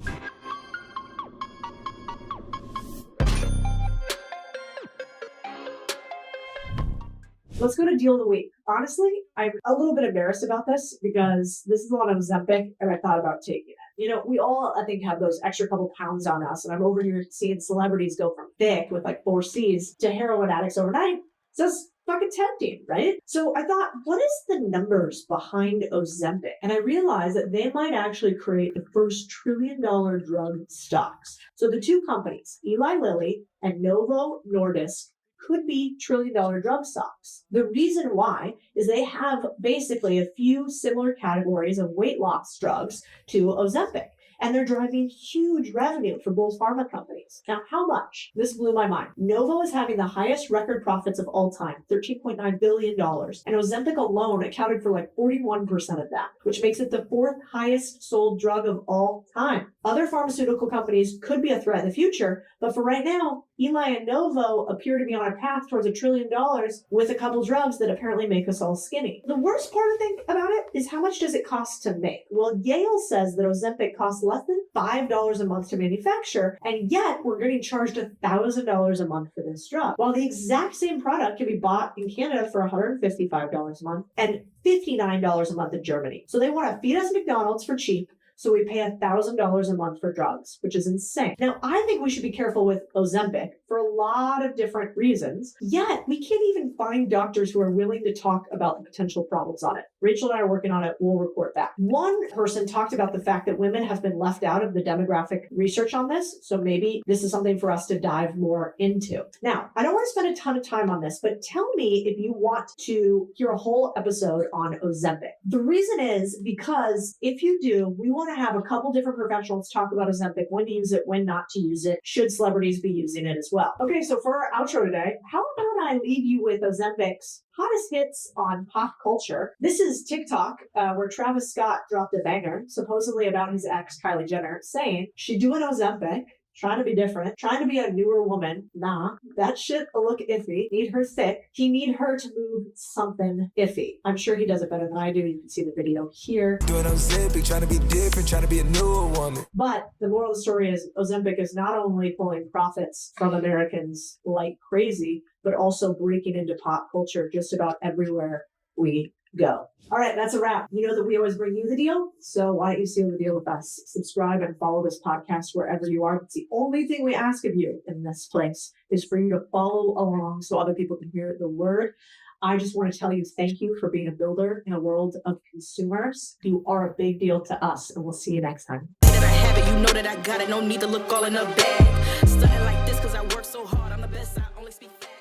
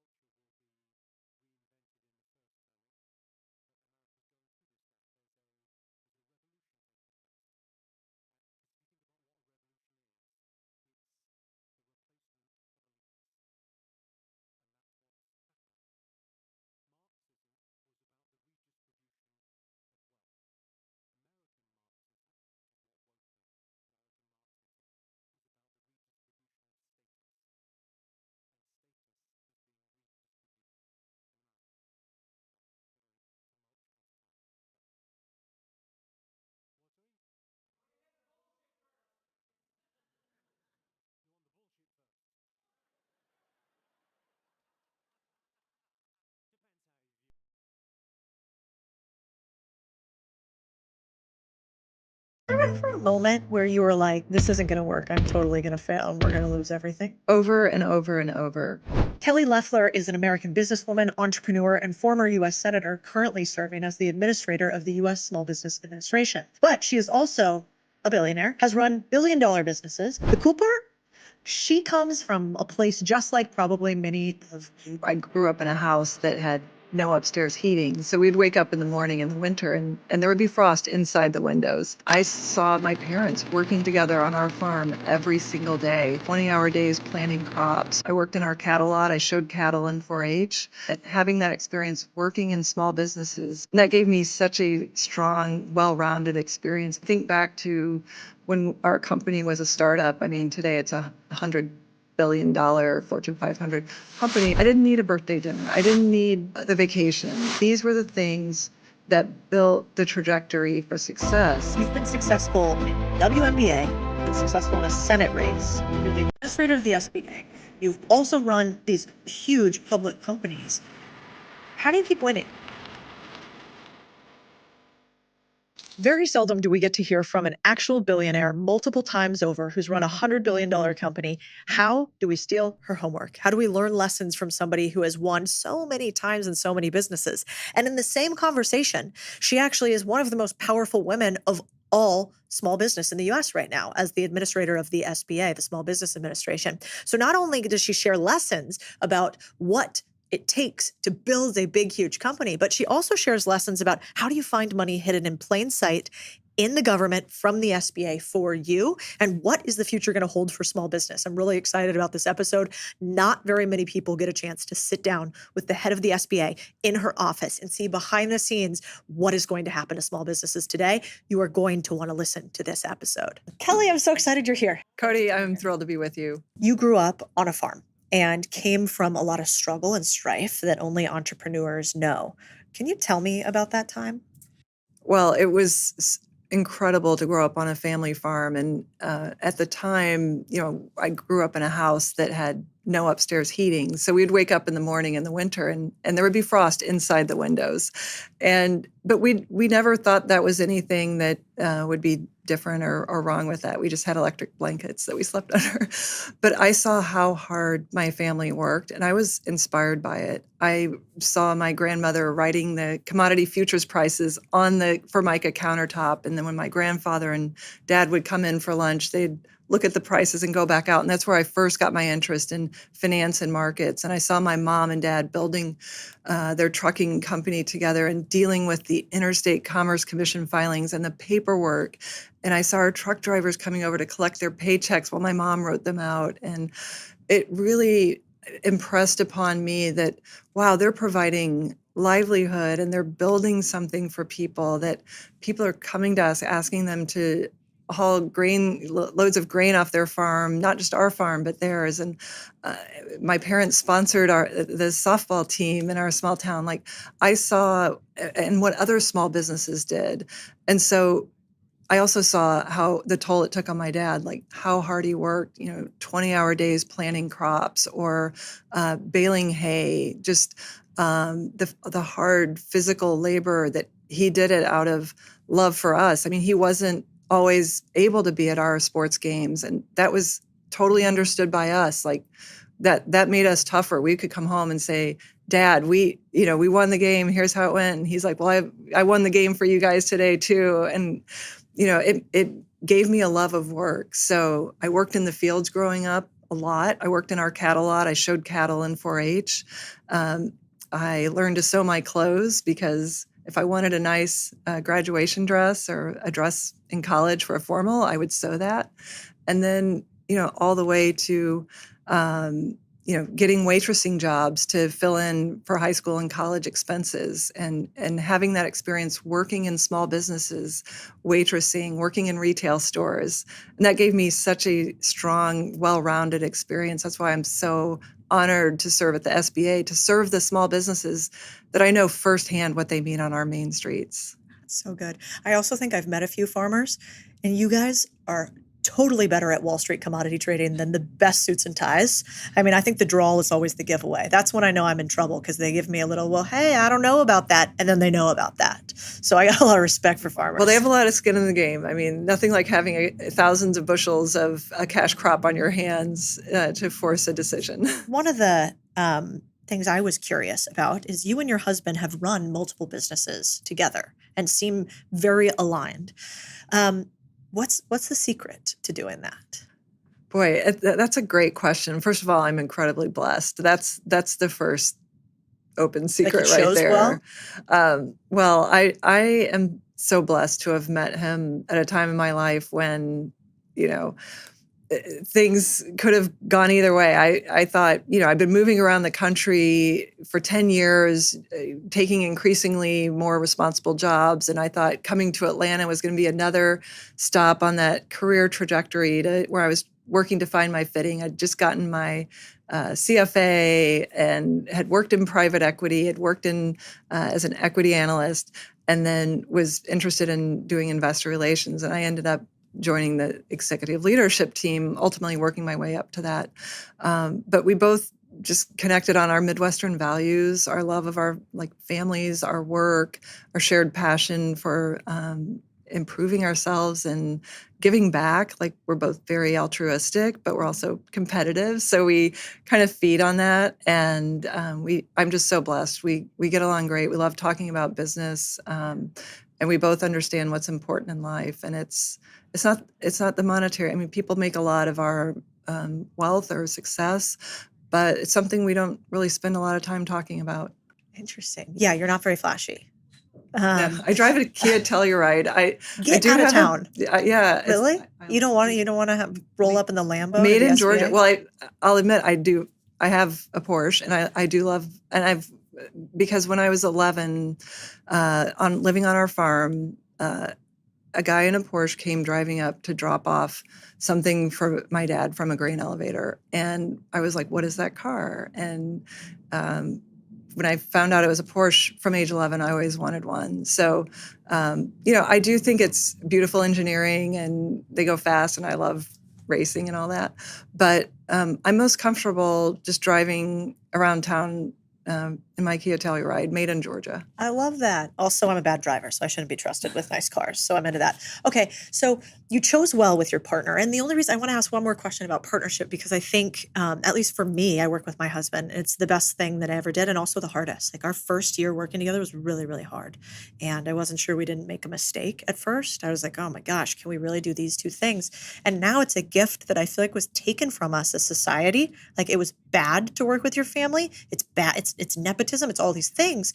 And I think that was a giant lie. And instead, it's really beautiful to get to build with your family.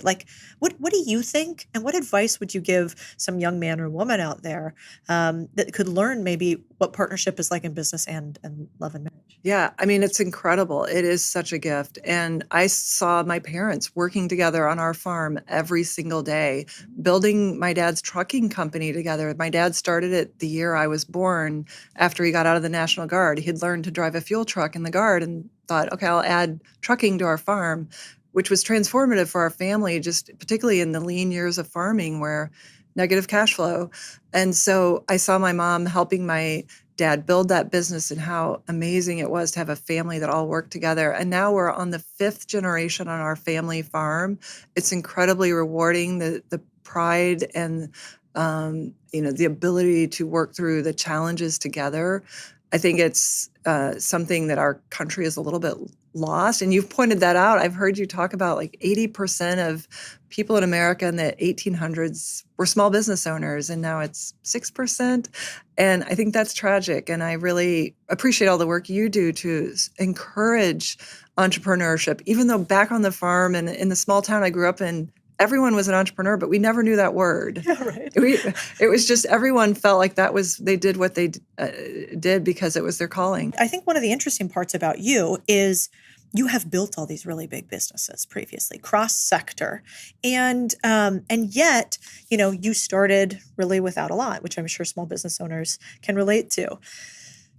They might hear how big your businesses are and not think that you understand what it's like to be a little guy. But was there ever a moment where you were like, this isn't going to work. I'm totally going to fail and we're going to lose everything?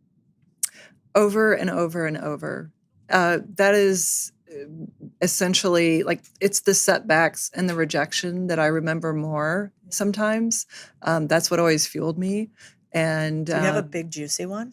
Oh my goodness. Well, from my earliest time in my career, I mean, I applied for jobs I didn't get. I went back and got those jobs. I've never accepted rejection. I've been tenacious about it, but I've also had huge setbacks, whether it's in working on deals or working on businesses that we thought that was the end of the opportunity, and just kept going. And I think it comes from really how I was raised. I mean, on a farm, you are raised in that situation. You don't have any guarantees, and you figure it out, and you work hard until it's done. And I think just that tenacity really saw me through a lot. And, certainly building a career from Wall Street now into the cabinet, from rural America, I think that just really taught me to dig in, keep going, keep learning, and keep the curiosity about how things work, and keep asking questions, and never accept the first no. Yeah. Yeah, you seem like when we were talking kind of behind the scenes, you're like, I like it. I want to be in there. I want to be like making a difference. I was like, wasn't it scary to run for Senate? That sounds horrifying. You were like, no, like put me in, coach. So you got a little of that inner psychopath. I'm into that. Yeah. What about, so you owned an MBA, a WNBA team, which seems incredibly hard in just every aspect, not as much funding, lower ticket sales, and then there was inner turmoil in the WNBA. What was the hardest moment for you running that business? Well, I think the biggest decision came when my business partner and I, we were 50-50 owners, but before that, we were minority owners. And there came a point where the majority owner decided to sell. And we had to look at each other and say, do we want to step up and be 50-50 owners? And I was running a big part of our publicly traded company at the time. And I had to have confidence in the team that we brought on to really run that business day to day. And also the funding. I mean, it was, it's not an inexpensive endeavor to sink money into that every single year. Was it public how much that was? No, but it's a couple million. And it was, we'd hoped to be able to get it to break even. But to the point, back then, the bigger decision was to say, is this a go or no go? And I believe that when life opens a door for you, and like to walk through it, and that life had opened a door for me as a professional sports team owner, and walking away at that time didn't seem like a good option. And I'm really glad we walked through it. We owned the team for a decade. And it was very grassroots. In fact, I was working with a reporter one time and pitching a story. I mean, I was, making sure that we got the visibility. I had this vision because of what I'd seen living in Chicago during the Bulls run in the 90s. And I thought, my goodness, I see what sports do for a community. They really bring it together. And I think Atlanta could be a great sports town. And so we invested on that basis to not have this as a hobby, but to make this a business and a great community contribution. And we were so glad that we walked through that door and did that for a decade for our fans, for our community, to elevate the sport. And it turned out to be such a good, I learned so much being a sports team owner that applied to business. Because in business, sometimes you can kick the can on a problem. In sports, you can't do that. Why? Everybody's just yelling at you all the Well, time? because in sports, the scoreboard shows the results every single day. The ticket sales show the results every single day. The coaching shows the results. And so you have to make those decisions game time. And so I started doing that in business, running my businesses like a coach would run a team. And I became a lot more effective, decisive, and not afraid about what decisions were around the next corner. It just really emboldened me to make those decisions and keep going. I'm a huge Phil Jackson fan. And And it really stuck with me a lot. I read his lessons often on how to be a good leader. Yeah, the Zen master. Yeah. He was. I never would have known. Yeah, he was.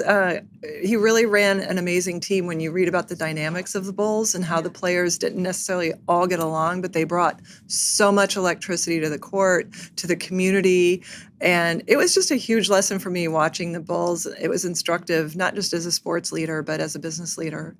What do you think your leadership style is? Like, you've been successful in WNBA, you've been successful in a Senate race, you're the administrator of the SBA, you've also run these huge public companies.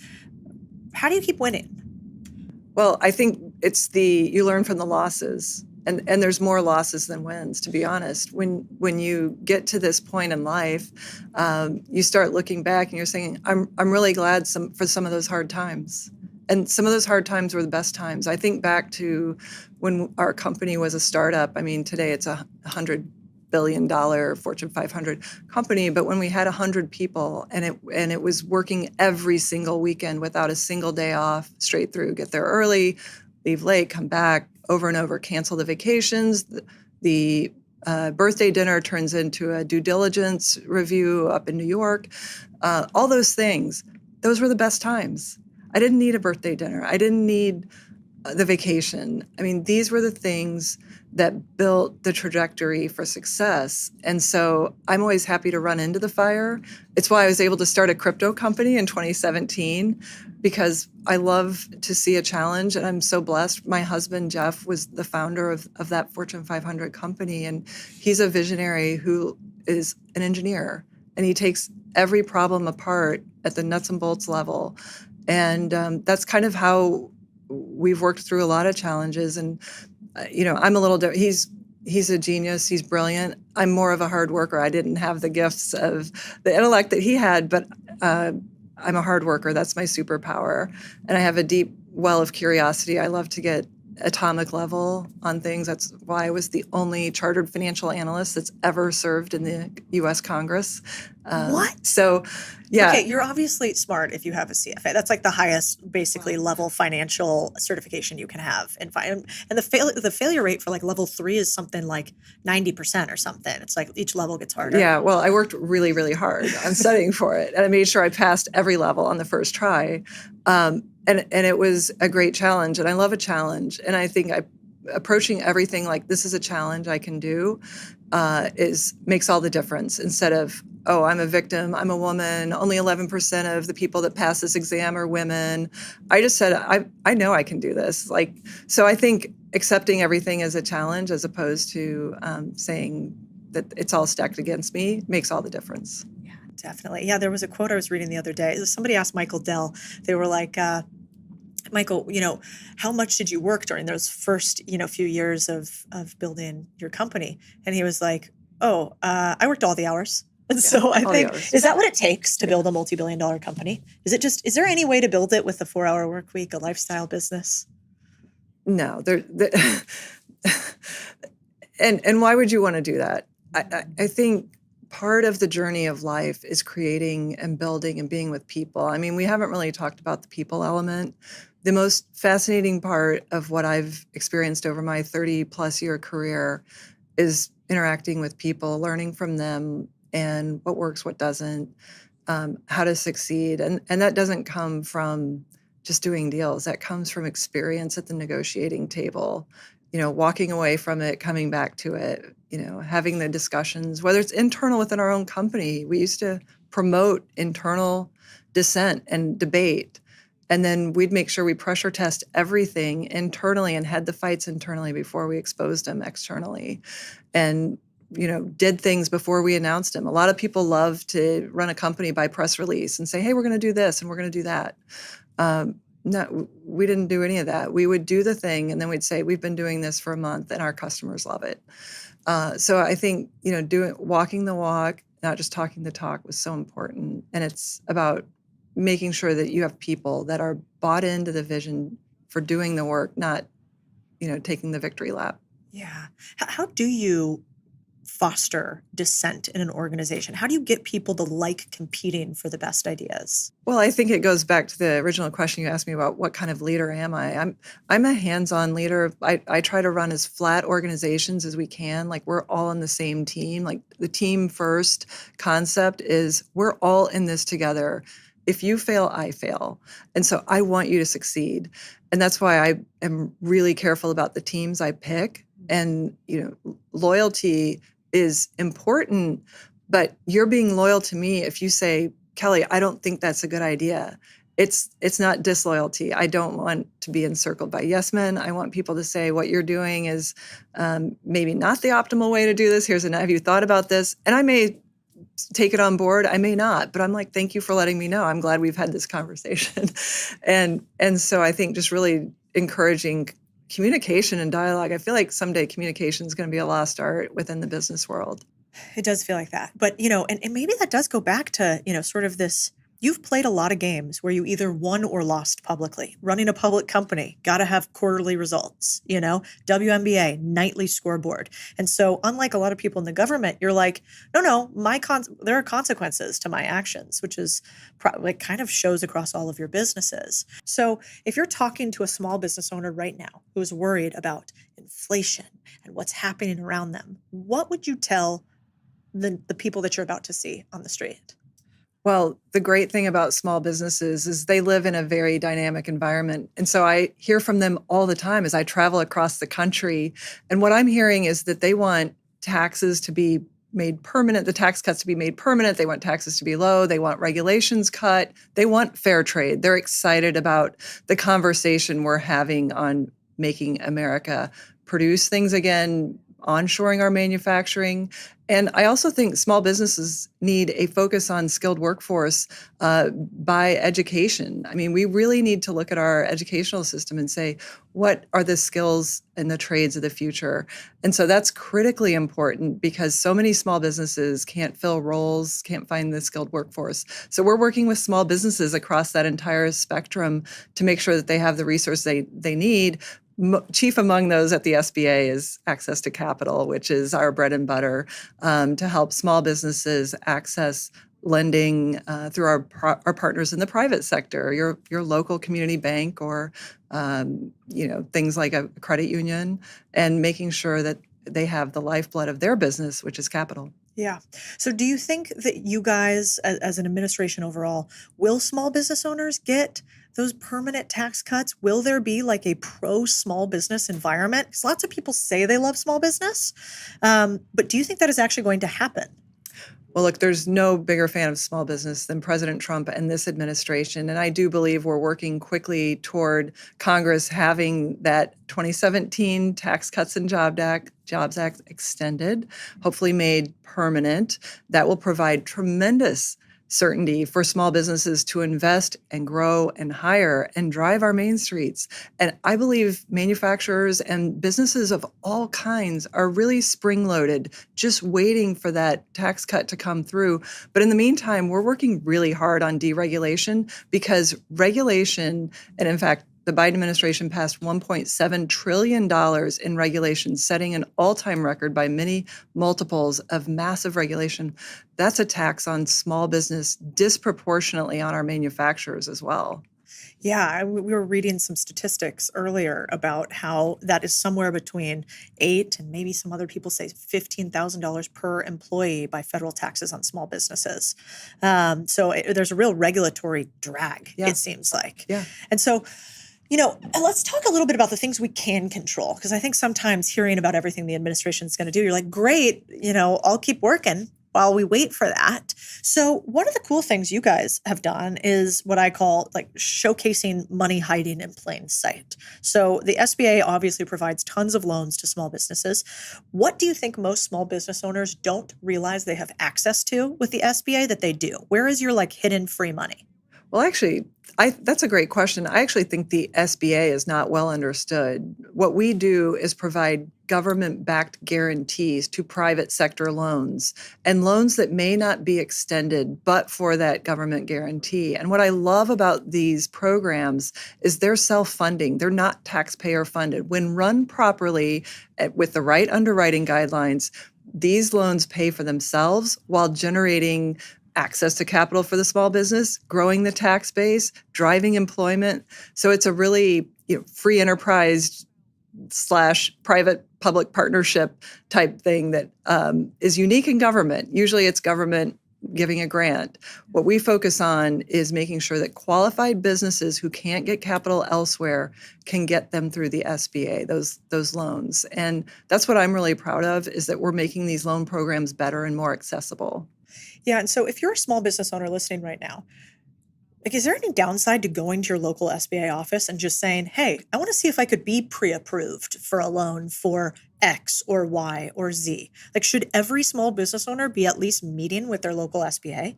Absolutely. So we have 68 offices across the United States at the SBA. And what you can do is start having those conversations. Maybe you don't need capital right now, but you need access to some of the counseling that we do through our small business development companies that really help small businesses build toward accessing capital or planning their expansion.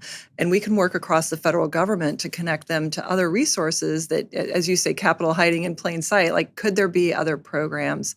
The SBA also oversees government contracting. We have to ensure that small businesses get about 23% of federal contracts. And we have programs to help them onboard into federal government contracting, which I'll admit is not the easiest thing to navigate in the world. And we're trying at the SBA to demystify that and make sure that it's really small businesses that are getting that benefit. It's so good. So we'll put it in the show notes. You should definitely go to the SBA. We'll link where the field offices are. No downside to saying, how could you guys help me? And the entire job of those field offices is to give you resources. That's what they're paid to do. That's right. And we have lending folks in our offices that can help direct you to what those loan services are, or they may say, maybe what you want more of is more of the counseling side and working with our partners in that. Yeah. And can they help you put together a package to actually get money? So if you're like, hey, I want to get a loan from the SBA, here's sort of what I have. Can they look at it and go, well, you should beef up this part of your business plan. You should think about it this way? Yeah. So the lender relations specialist in each district will, kind of navigate you through that program. They'll connect you with a lender. We actually have an online lender match service that you can access as a small business just through our website and see if there's a lender that might be interested in your type of, sector or type of loan. So you can do it that way too, even if you don't want to go into an office. Yeah, I love it. Yeah, I also know that you guys have a list of like the top 200 or something most common lenders with the SBA. So you can kind of see who is playing this game often. I think a lot of times people are like, the SBA loans are really hard to get, which is true in some ways, but also it might be because you're going to a lending institution that doesn't actually work with the SBA and they say they're a big lender, but they're in the bottom quartile. And so if you go to people who are at the very top, and I won't name names, so everybody's our buddy, but it seems like if you go to people who already do the thing, then they will have a higher likelihood of getting approved for the thing. That's very true. And then there's also just the fact that these are government guaranteed loans. Certainly the lender takes the first loss. So these are underwritten to traditional private sector lending underwriting standards. But at the same time, we have to ensure that they're underwritten so that the government isn't put in the position, or the taxpayer, which is also a small business, is put at the position of funding losses. So we want to make sure that portfolio is performing as it should. And generally it does. We operate a $444 billion loan portfolio at the SBA. That's a lot of money. Yeah. You also have incredibly low default rates. Yes. Like, I think actually, what surprised me is a lot of people, we teach thousands of people how to buy businesses and we use SBA loan programs all the time. And people were like, normal people can't buy a business. The loans, they're underwater. You have this personal guarantee. It's so big and scary. And it is. It should be. Anytime you take somebody else's money, you should be really thoughtful about it. But, your loan rates are incredibly low. So I also think the SBA is a great filter for, should you even buy this business? That's right. Right? If Yes. the SBA won't approve it, is it good? That's right. And I have talked to a number of business owners who have said to me, I got my first loan through the SBA. I would not be in business today. I was a sous chef. My wife was a teacher. We barely had any assets, but we had a great idea. They got an SBA loan, but they also said we were never so happy when we paid off that SBA loan. And it gives them the discipline and the confidence to get into business and then start repaying that loan. Yeah, and now you guys have done some interesting things where I saw for the first time ever, you can start to have multiple people on an SBA loan to diversify some of your single party personal guarantee risk, which I think is really lovely for people who don't have a lot of assets.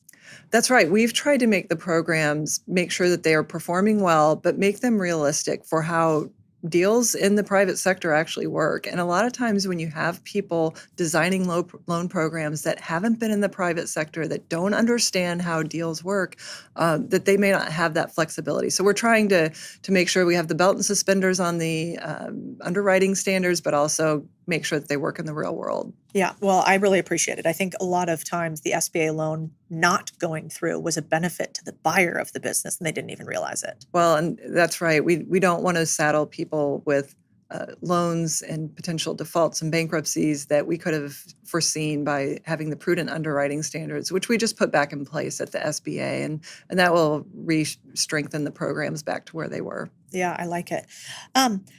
What would you say to people who say, man, the SBA loans take too long, and so they kill my deals, or I can't buy a business because they're not fast enough?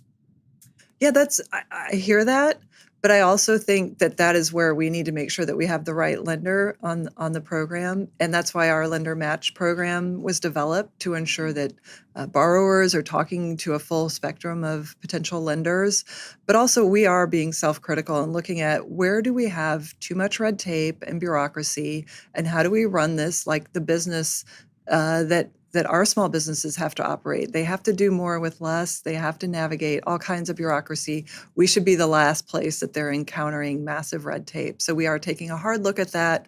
And we actually set up a red tape hotline at redtape@sba.gov to let our small businesses tell us, where are they struggling, not just in the loan process, but where are federal regulations weighing them down needlessly? Because I saw it firsthand when I was in the Senate. Like, there's a lot of focus on legislating and rulemaking and regulations. There's not a lot of focus until we got to DOGE about how do we roll some of that back.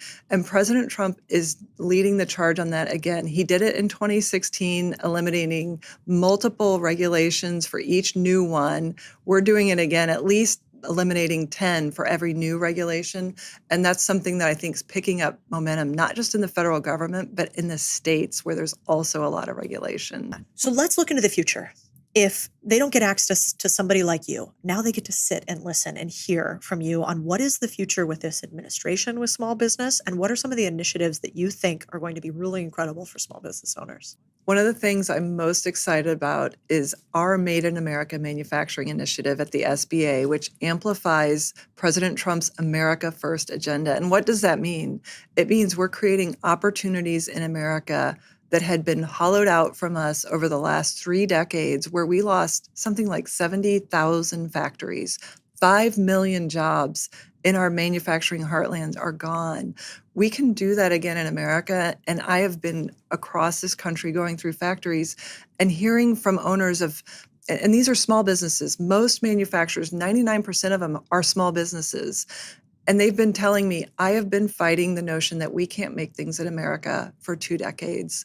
And it's happening. And I see it as tremendous opportunity for small businesses because they supply the larger producers with the subcomponents and the parts and the materials that they need. They provide the restaurants for the workers. They provide the retail stores.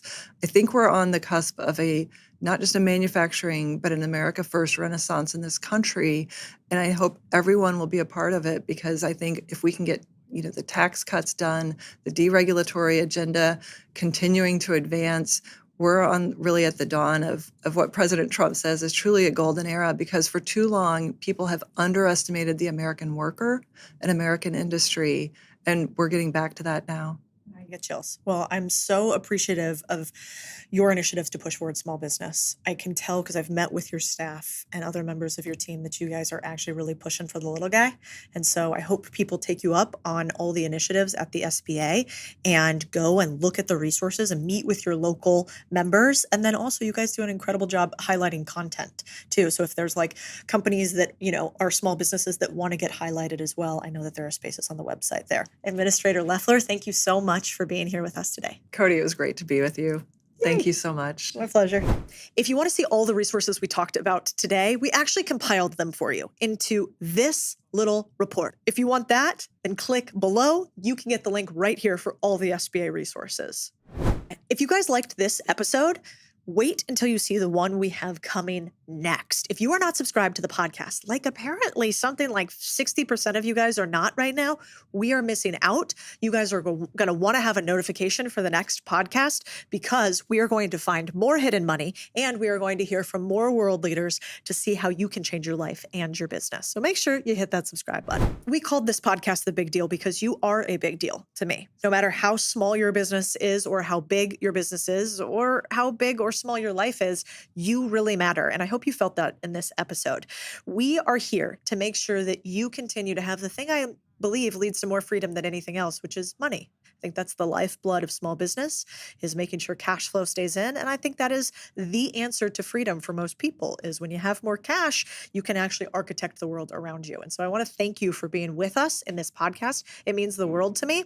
And I just want you to know that we do everything in our power every single week to make sure that you are still the biggest deal on this podcast. We'll see you next week.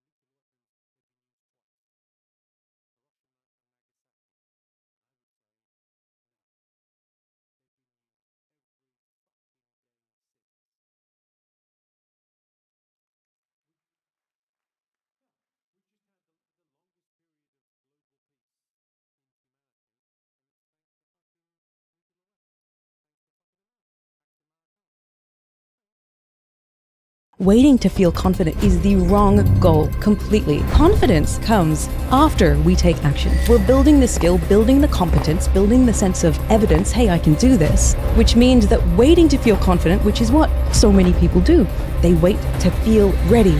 And then they're always waiting because they never reach that state. She's a Harvard-trained leadership coach, helps people rewire the way they think, lead, and perform. Dr. Codie Sanchez. In this episode, you'll learn how to build confidence backed by science, not slogans, and shift from burnout to breakthrough. So if you've ever wondered, why do I keep getting in my own way? This episode is your unlock.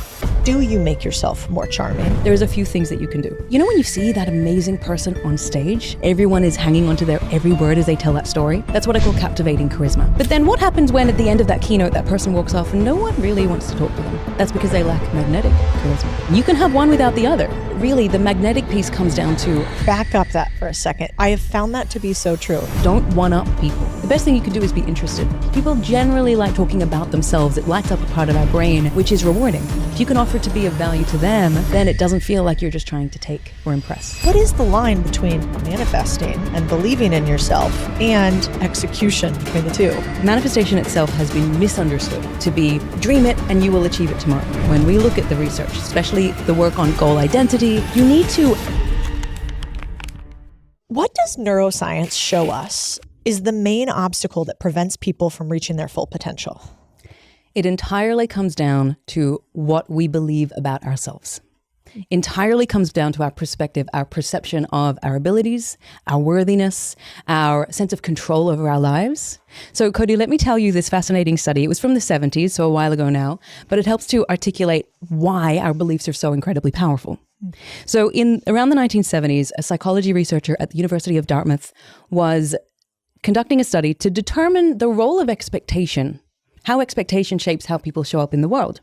So he brought a huge number of people together. His name was Robert Kleck. Huge number of people together, split them into two groups. One group he drew a scar on their face from their ear to their mouth. The other group had no scar. Then they were able to see themselves with this scar, so they could confirm, okay, I've got this visible disfigurement on my face. Then he sent them into conversations with strangers. Now, when they came back, he assessed how they felt the conversations went. The group with the scar overwhelmingly stated that they felt tense, they felt like they were judged, they felt uncomfortable, didn't enjoy the conversations. But here's where it gets interesting. If we rewind a little bit, right after they were shown this scar on their faces, so before they've had the conversations, the researcher said, I'm going to apply some moisturizing cream just to set the scar so it doesn't crack. And what they did is actually remove it. There was no scar. These people expected to be treated a certain way, and that's what they experienced. Now, what's even more fascinating is they had people watching, third parties watching these conversations on video. They didn't determine that there was any difference in how any party acted. So it was entirely in their heads, and this is what we call expectation bias. You create the reality that you have in your mind because what you expect, you tend to notice. And so when we apply that to something like self-doubt and holding ourselves back, self-doubt is entirely doubting our worthiness, our capability, our control, our ability to manage our emotional state, and expecting people to respond to us a certain way because of that. God, that's fascinating. So you in your book say that self-doubt always comes from 4 main sources. What are those? So it was fascinating when I was doing a lot of research into this space, because we think self-doubt is one giant blob of worry and anxiety and imposter syndrome and some fear thrown in there. And when we think it's one thing, we then think there's one solution.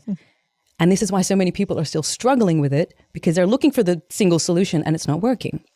And so when I went back through over 50 years worth of research and then conducted my own studies over the last 5 years, what we determined is actually there are these 4 qualities. They're actually personality traits that determine whether we experience self-doubt. If any one of those traits is weak within us, that's where doubt sneaks in.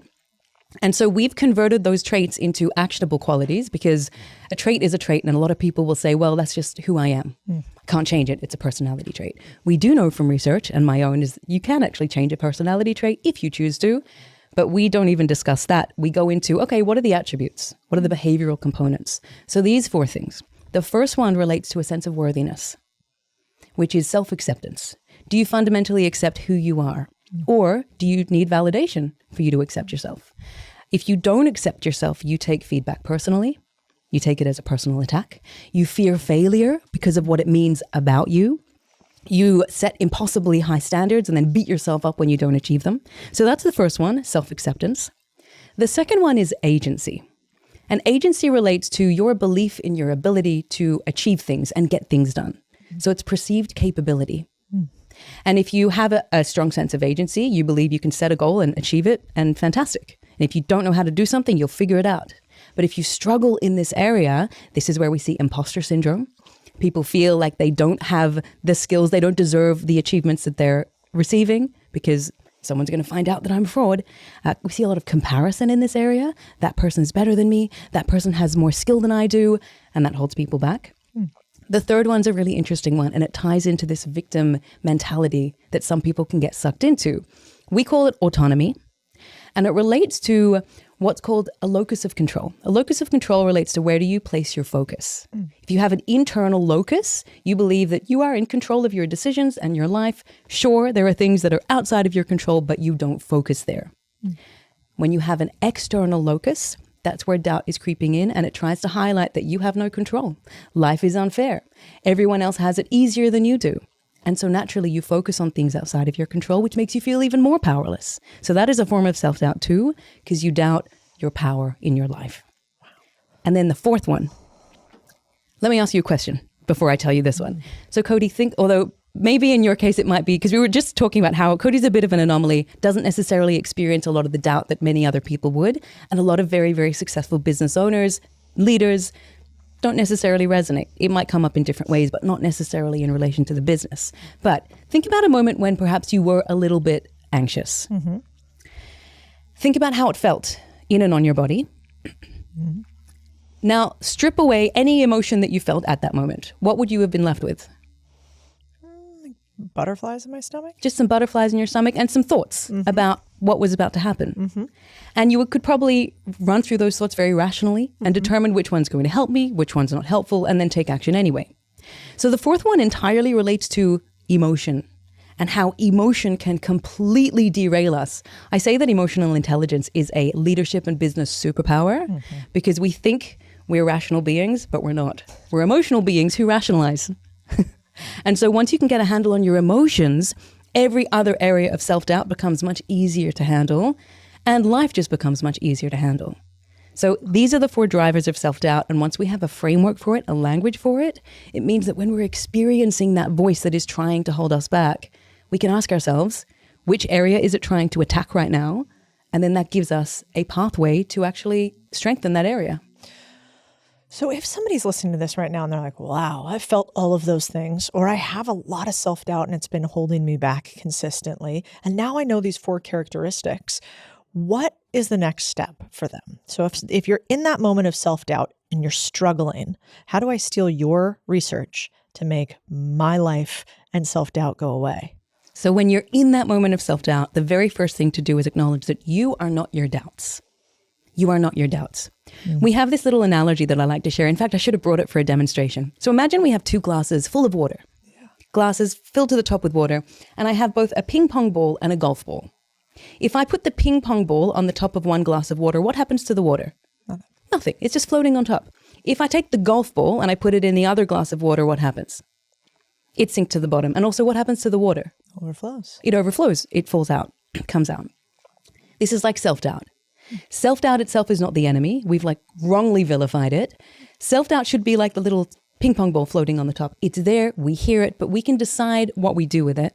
Where it becomes damaging is where it becomes the golf ball and we internalize it. Not only that, we lose a part of ourselves when we're internalizing that self-doubt because we think this is who I am.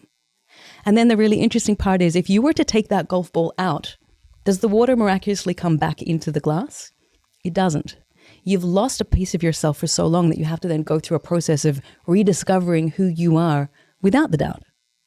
So in terms of what the research says around how do we tackle self-doubt, that first step, recognize you are not the doubt. The doubt is not you. At any point you can say, okay, rather than having the thought of I'm a failure, you separate and say, I'm noticing that I'm having a thought that I'm a failure. And that separation, it's called psychological separation and also cognitive diffusion. We're diffusing our sense of identity with that thought. We don't have to believe everything we think. So that's the very first step. And then the next step would be to determine which of the 4 is the loudest. And then how can you take steps to actually address that particular attribute to strengthen it? It's so good because I think, often, obviously we run all these companies, we have all these employees, and so I get to see all these different personality types. And one thing that I've noticed a lot lately is people will say, well, I'm really emotional. So it's almost, I am X. Yes. I am an emotional person. I am emotional, not in this moment, which could be true, but as a total sort of brand, an identity. And if instead in those moments, I was just talking to one of my leaders the other day, and it's really not age related. We have employees that are well in their 60s. We have employees in their 20s. And, I was talking to a gent and I was like, let's unpack this a little bit. X happened, Y happened, and you've made some assumptions based on that. And it's totally cool for you to be upset or trying to regulate. That's all of us in life. But it's interesting that you are saying you are emotional. Completely. And so I love this idea of when I'm struggling and I'm like, oh, I'm so annoyed at this person, or I'm just a person that gets annoyed often, or I'm easily triggered, or I'm emotional, or I cry a lot, or I'm a crier, to instead just say, you know what? I'm having feelings about this. Totally. And then you label it. Yes. What's the word again that we're labeling it? So it's cognitive diffusion, but it's called affective labeling. You're labeling the emotion as opposed to becoming the emotion. So good. So every time, and how do you do this in day to day? We'd be like, all right, I'm really upset. Codie's super annoying. She keeps asking me the same question again and again. So do you say the term in your head? There's a number of ways you can do it. Find something that comes naturally to you. What we do find, though, is that when we're practicing this technique, when we're teaching people about this simple technique, it feels a little bit odd in the moment. because you're feeling the frustration or that really charged emotional state that you have. And then to take a moment and take a step back and say, well, I'm noticing this, or I'm feeling this, or I'm experiencing that, feels a little bit robotic. And so we tell them that's the point. You're actually taking yourself out of the state, re-engaging your prefrontal cortex, and you simply say, I am noticing, I am feeling, I am experiencing, or you can even describe the physiological state.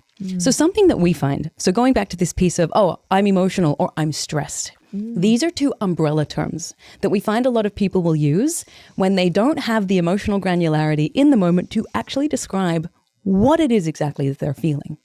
So they'll say, I'm stressed, I'm overwhelmed.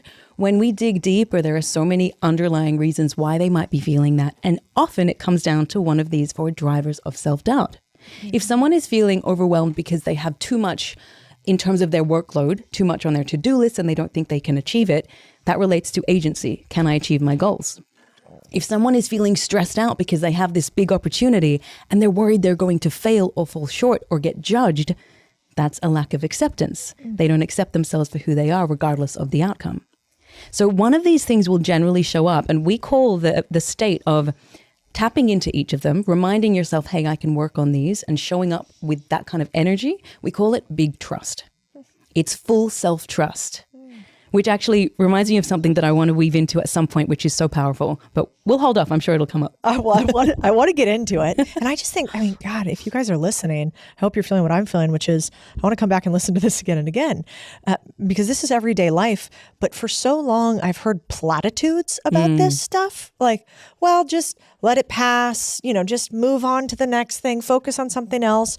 But there's something about when you pair research and a bunch of data, and you name it, and you have a process to actually take the right next step, it feels like I could actually make change as opposed to just listen to another expert on a podcast. So thank you for sharing that with us. I'm totally going to use this. I want to also start. Actually, do you want to go to your next? Okay, I will. Tell me. Okay, because it relates to self-doubt, everything we're talking about. Great. So Codie, if I were to ask you, what is the opposite of self-doubt?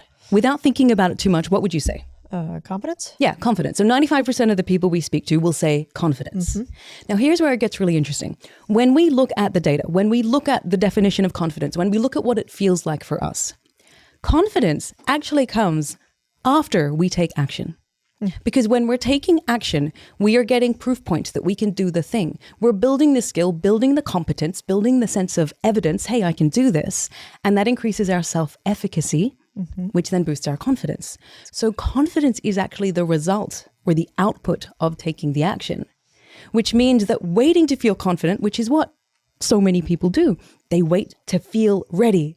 And then they're always waiting because they never reach that state. Waiting to feel confident is the wrong goal completely. And it's a huge myth in our society that we need to shake out of people because that comes after, which means there's something that comes first that we're missing. What is it? It's self-trust.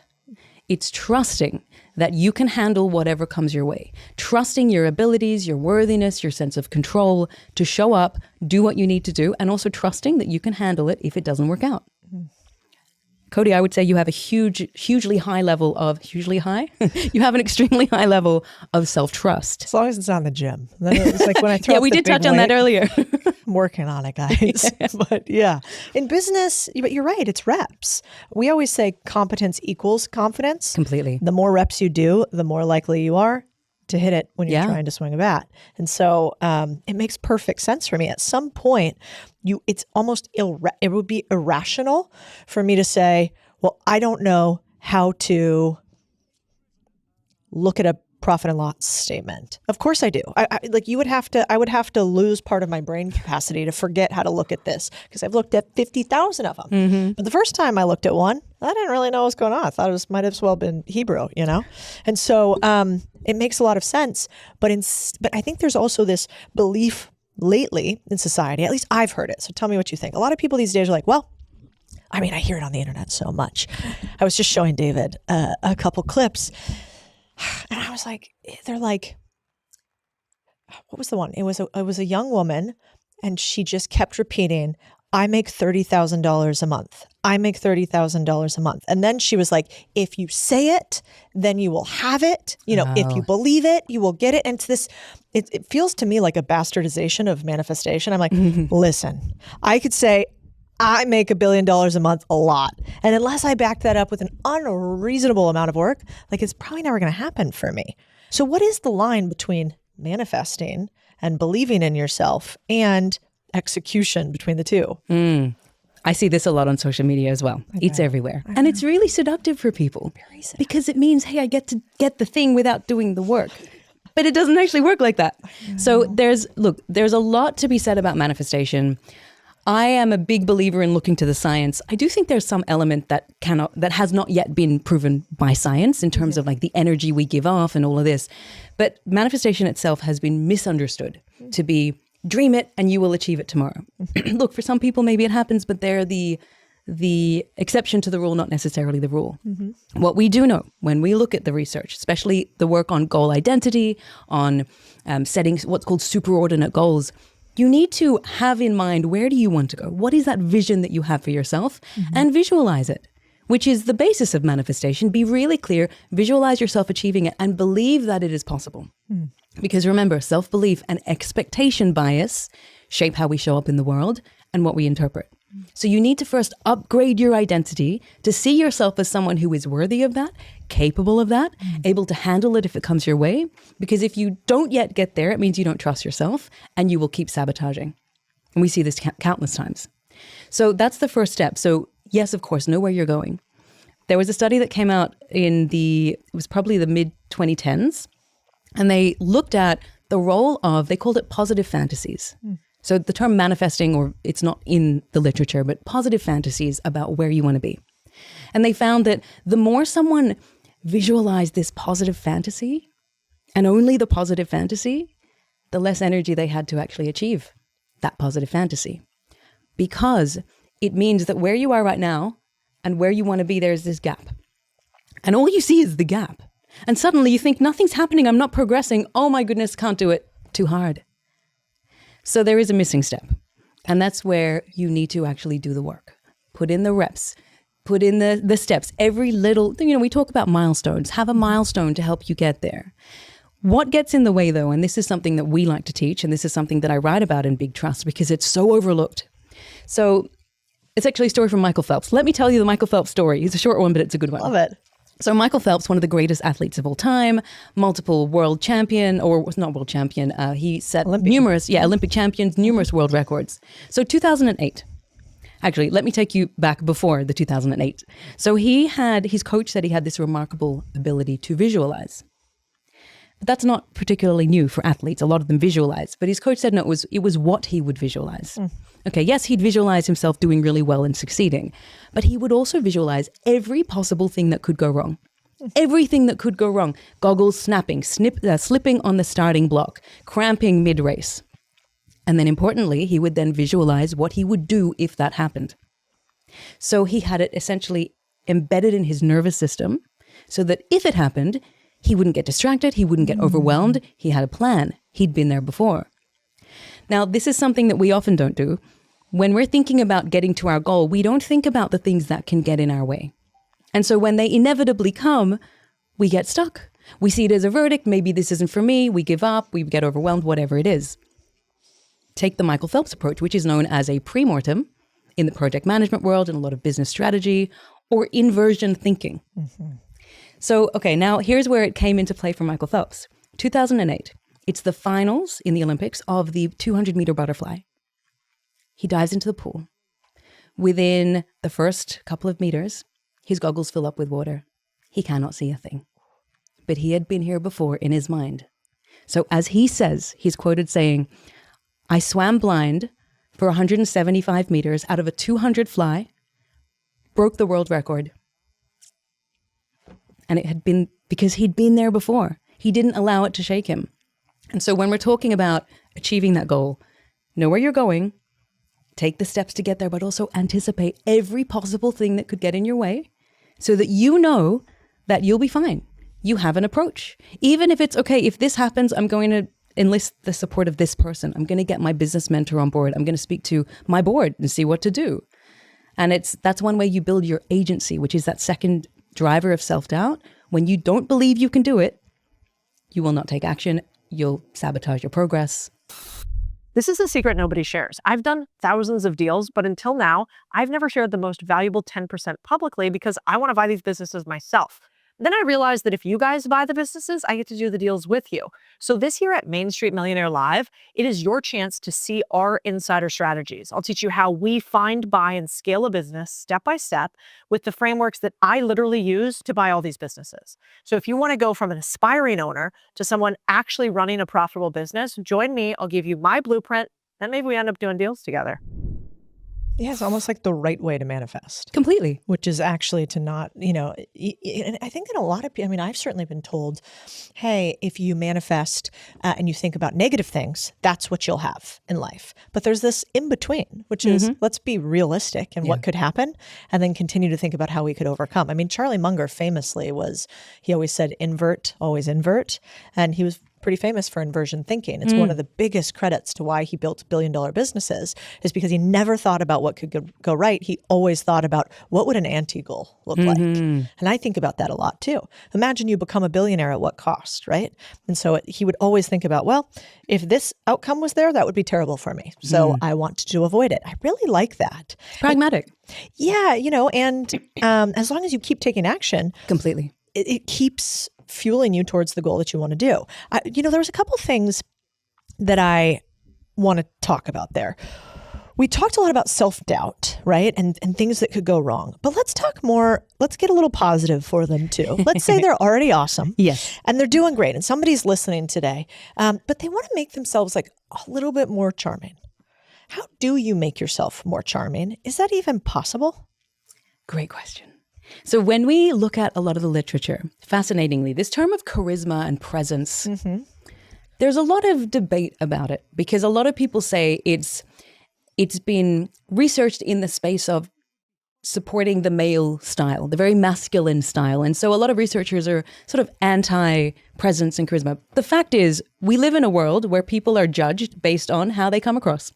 And until that changes, we should just acknowledge that and see how we can work within that strategically. So, okay, if you want to make yourself more charismatic, more charming, there's a few things that you can do.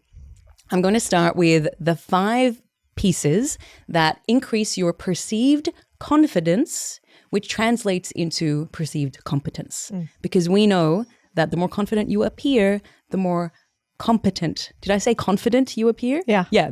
Yeah. You can get it. The more confident you appear, the more competent you're perceived to be. Yeah. Which is a shame if you struggle with confidence. You may be the most competent person in the room, but people won't recognize it. And this is where you see people who otherwise are not particularly well-skilled or competent at what they do rising because of the perception. Oh, yeah. So what do we have this? Did you ever see that John Hamm? What show was it on? But he's obviously a good-looking dude, and he's on this show, and he is terrible at everything. But he's so good-looking that nobody ever tells him. So she finally tells him in bed. She's like, "You're actually quite terrible." Oh, how funny! And he says, like, that couldn't be possible because I've been with so many women. And then in the end, you see him try to ride off on a motorcycle, and he's like swerving all over the sea. So it's just perfect. It's a perfect example of we've all met that person. Yeah. Who we sit at a boardroom and we say something, probably not that well. The person down the way repeats what we say, but better, cleaner, more confident. They get all the credit. And often, like, those are the people that could get promoted too in life, or even get the girl, get the guy, get the whatever. So this is cool. Okay, so you're going to teach us how to become the person people listen to. Yes. I'm going to start first with, okay, so let's say, I say that there are 2 forms of charm, 2 forms of charisma. One of them is, when you see that amazing person on stage and they are so captivating and engaging, or you're at that networking event or that party and there's someone and everyone is hanging onto their every word as they tell that story. That's what I call captivating charisma. Yeah. But then what happens when at the end of that keynote, that person walks off and no one really wants to talk to them? Or that person at the party finishes a story and then everyone kind of just wanders off. No one's following up. That's because they lack magnetic charisma. Whoa. And magnetic charisma is what draws you in. You can have one without the other. There are some people who are just so warm and you can't help but want to go and talk to them and get to know them. but you don't want to see them on stage because they just don't know how to captivate. So I'm going to share strategies, simple tips, very basic. We can all implement them. That's going to help with both. But really, the magnetic piece comes down to a lot of the characteristics the person has, the qualities, the attributes, their integrity, their warmth. But okay, so Codie, let's say that we're at an event and I see you across the room. What's the first thing I'm going to notice about you from that far away? What I'm wearing. What you're wearing. What else? Maybe my hand movements. Hand movements and posture. Posture, yeah. Posture. Yeah. So hand movements and posture are really important at first glance. Before we even get close enough to see someone's face, before we hear their voice, simple things you can do to come across as more charismatic is to have a confident posture. Because posture is one of the quickest ways to determine, do I trust this person? Do I respect this person? Can I trust their words? Upright posture, neck raised slightly, and also not, yeah, I know. Sit upright, everybody, as my mother always used to say. Posture, Sade, I know, posture. Mom, I got it. Represent the mom. So, and also hand gestures. A lot of times when we're anxious, when we're feeling a little bit flustered, we throw away our gestures and we keep them quite small. It doesn't look very good. I used to do this when I was presenting on stages many, many years ago because I was shitting myself. I was so anxious that it would come out, and bless someone in the audience came to me and said, Sade, I'm not sure you're aware of this, but your hand gestures are very distracting. Really appreciate that she shared it. I went home and probably cried that night, but still. But I'm fine. I'm fine now. I learned. So gestures are really important. So posture and gestures, that's your first one. Now, as I get closer, what else am I going to notice? I'm close enough to now see your face. What am I going to notice? Smiling, facial expressions. Yeah, specifically eyes and mouth.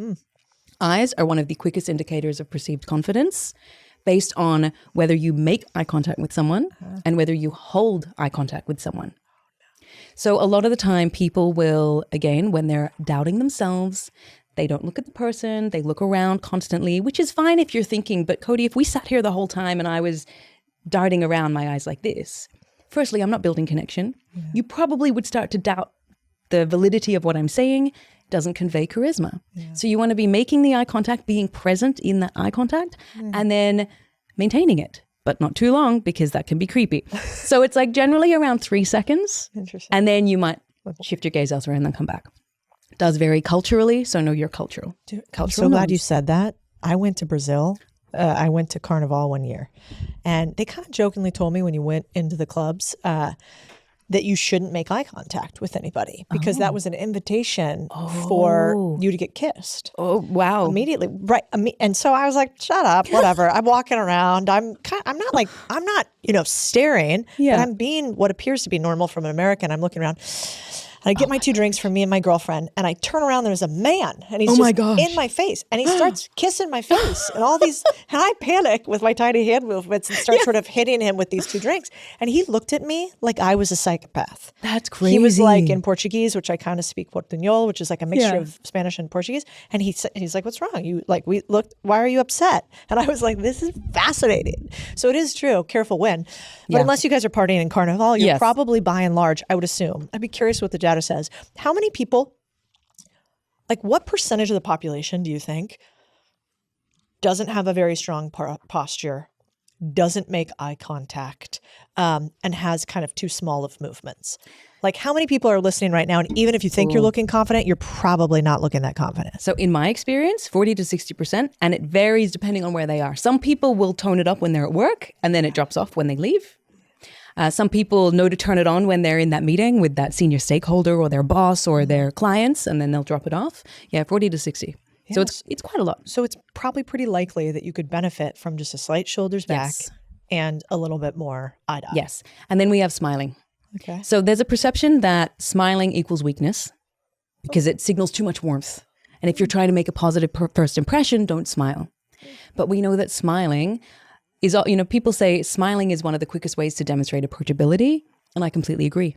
So if you want that magnetic charisma, you want to be smiling, even if it's not a don't crazy smile, but have a warm, approachable face, which just means like a subtle, upturn as opposed to a frown, because no one's going to want to approach you if you're frowning. So that's the other one. Now, then as I get closer to you, Codie, and I hear you speaking, I'm going to start paying attention to what you're saying, your vocal tone. When you're not feeling confident in yourself, what do? You speed up how quickly you speak. Your pace increases. Also, because your pace is increasing, you don't breathe through it. You don't pause through it. And I'm going, oh, this person doesn't believe in herself. I don't believe in her. Wow. So slowing down slightly. And this is where it's important to kind of combine them. Some people will slow down so much and then they combine it with looking around so that the other person then just butts in and they keep cutting them off. So if you're slowing down, make sure you're maintaining the engagement so the other person knows, okay, I'm still listening here. They haven't tuned out. So that's a really important one. And then all the others, make sure you're pausing, take your breaths, have your intonation in your voice. And then, okay, the final one's an interesting one for charisma. It's to do with how fast you walk. So studies that are looking at body motion, they're tracking physicality, motion and physicality. And they found that the slower you walk, the less presence you have. I knew it. I got ridiculed on the internet so hard for this. Oh, I'll share with you the study. You can reference it. I'll be slapping that all over the place. I told you so. No, wait. Yeah, wait, it's because of perceived status. Yeah. So if you, and I'm not talking about power walking around the office. I'm talking about everybody calm down. Yeah. There's two ways this could go. There is. Okay. No, I'm just talking about walking with purpose. You know where you're going and you're going to get there. And they found that if you can get that balance right, so not too slow, not too fast, your perceived status increases, which increases your charm and your charisma. Now, it's really interesting when we look at what a lot of women choose to wear in the office. Sometimes they wear more restrictive clothing. Sometimes they wear very, very high heels that prevent them from maintaining a steady pace. So this can unintentionally be undermining how they're seen by other people. So when we put all these things together, that's how we're able to convey more of this charisma. It sounds like a lot, but actually it's not. It's like smile, look at someone straight back. It's what your mother told you to do when you were a kid. Smile at the guests. Yeah. And then of course use their name. The last one though, which I haven't mentioned, is what I call the 3SP. It's the pause. You do this really well. I'm not sure if you're aware of it. And a lot of highly charismatic speakers who are also magnetic, like a Mel Robbins, do this. They pause. They get asked a question and they'll pause 2 to 3 seconds before answering. Actually, I need to get better at this because I'm pretty sure you've asked a question and I've been so excited that I've gotten straight into it. So there goes my charisma score. No. But the whole idea is that when you take that moment after you're asked a question or when someone turns the mic to you to pause, firstly, you're able to capture your own spinning mind if it's spinning, determine what are you going to say, get the right tone, because when we're rushed, we might often have a slightly higher register and it just draws people in. It's so good. Super interesting. You know what else I've found, at least with zero studies whatsoever, just Codie Sanchez's experience, so we should check my Which homework. is valid. Is that people who walk slow, I found, have been less successful at my companies. Wow. Is that a crazy thing to say out loud? So if you're listening and you're at Codie's companies, you better be fucking walk a little faster. Yeah, it's if you're slower at ordering, sign of indecision, also lack of prioritization. Like, how important is this? Obviously, there are some meals where you should really savor the moment and analyze the menu and have a fun time picking what's next. But for the most part, if you haven't figured out your coffee order, and you're 35 years old and you've been doing this for a minute, we probably got some issues. And so, so part of my screening process for hiring is actually coffee order. Yeah, I love taking them to coffee. I love, you'll see all of our offices are glass. So I watch how they walk in, how they walk out, because it really is a sign of, I haven't met a lot of people who have been really successful at our firms who walk really, really slow. And obviously there's always the outlier, Yeah.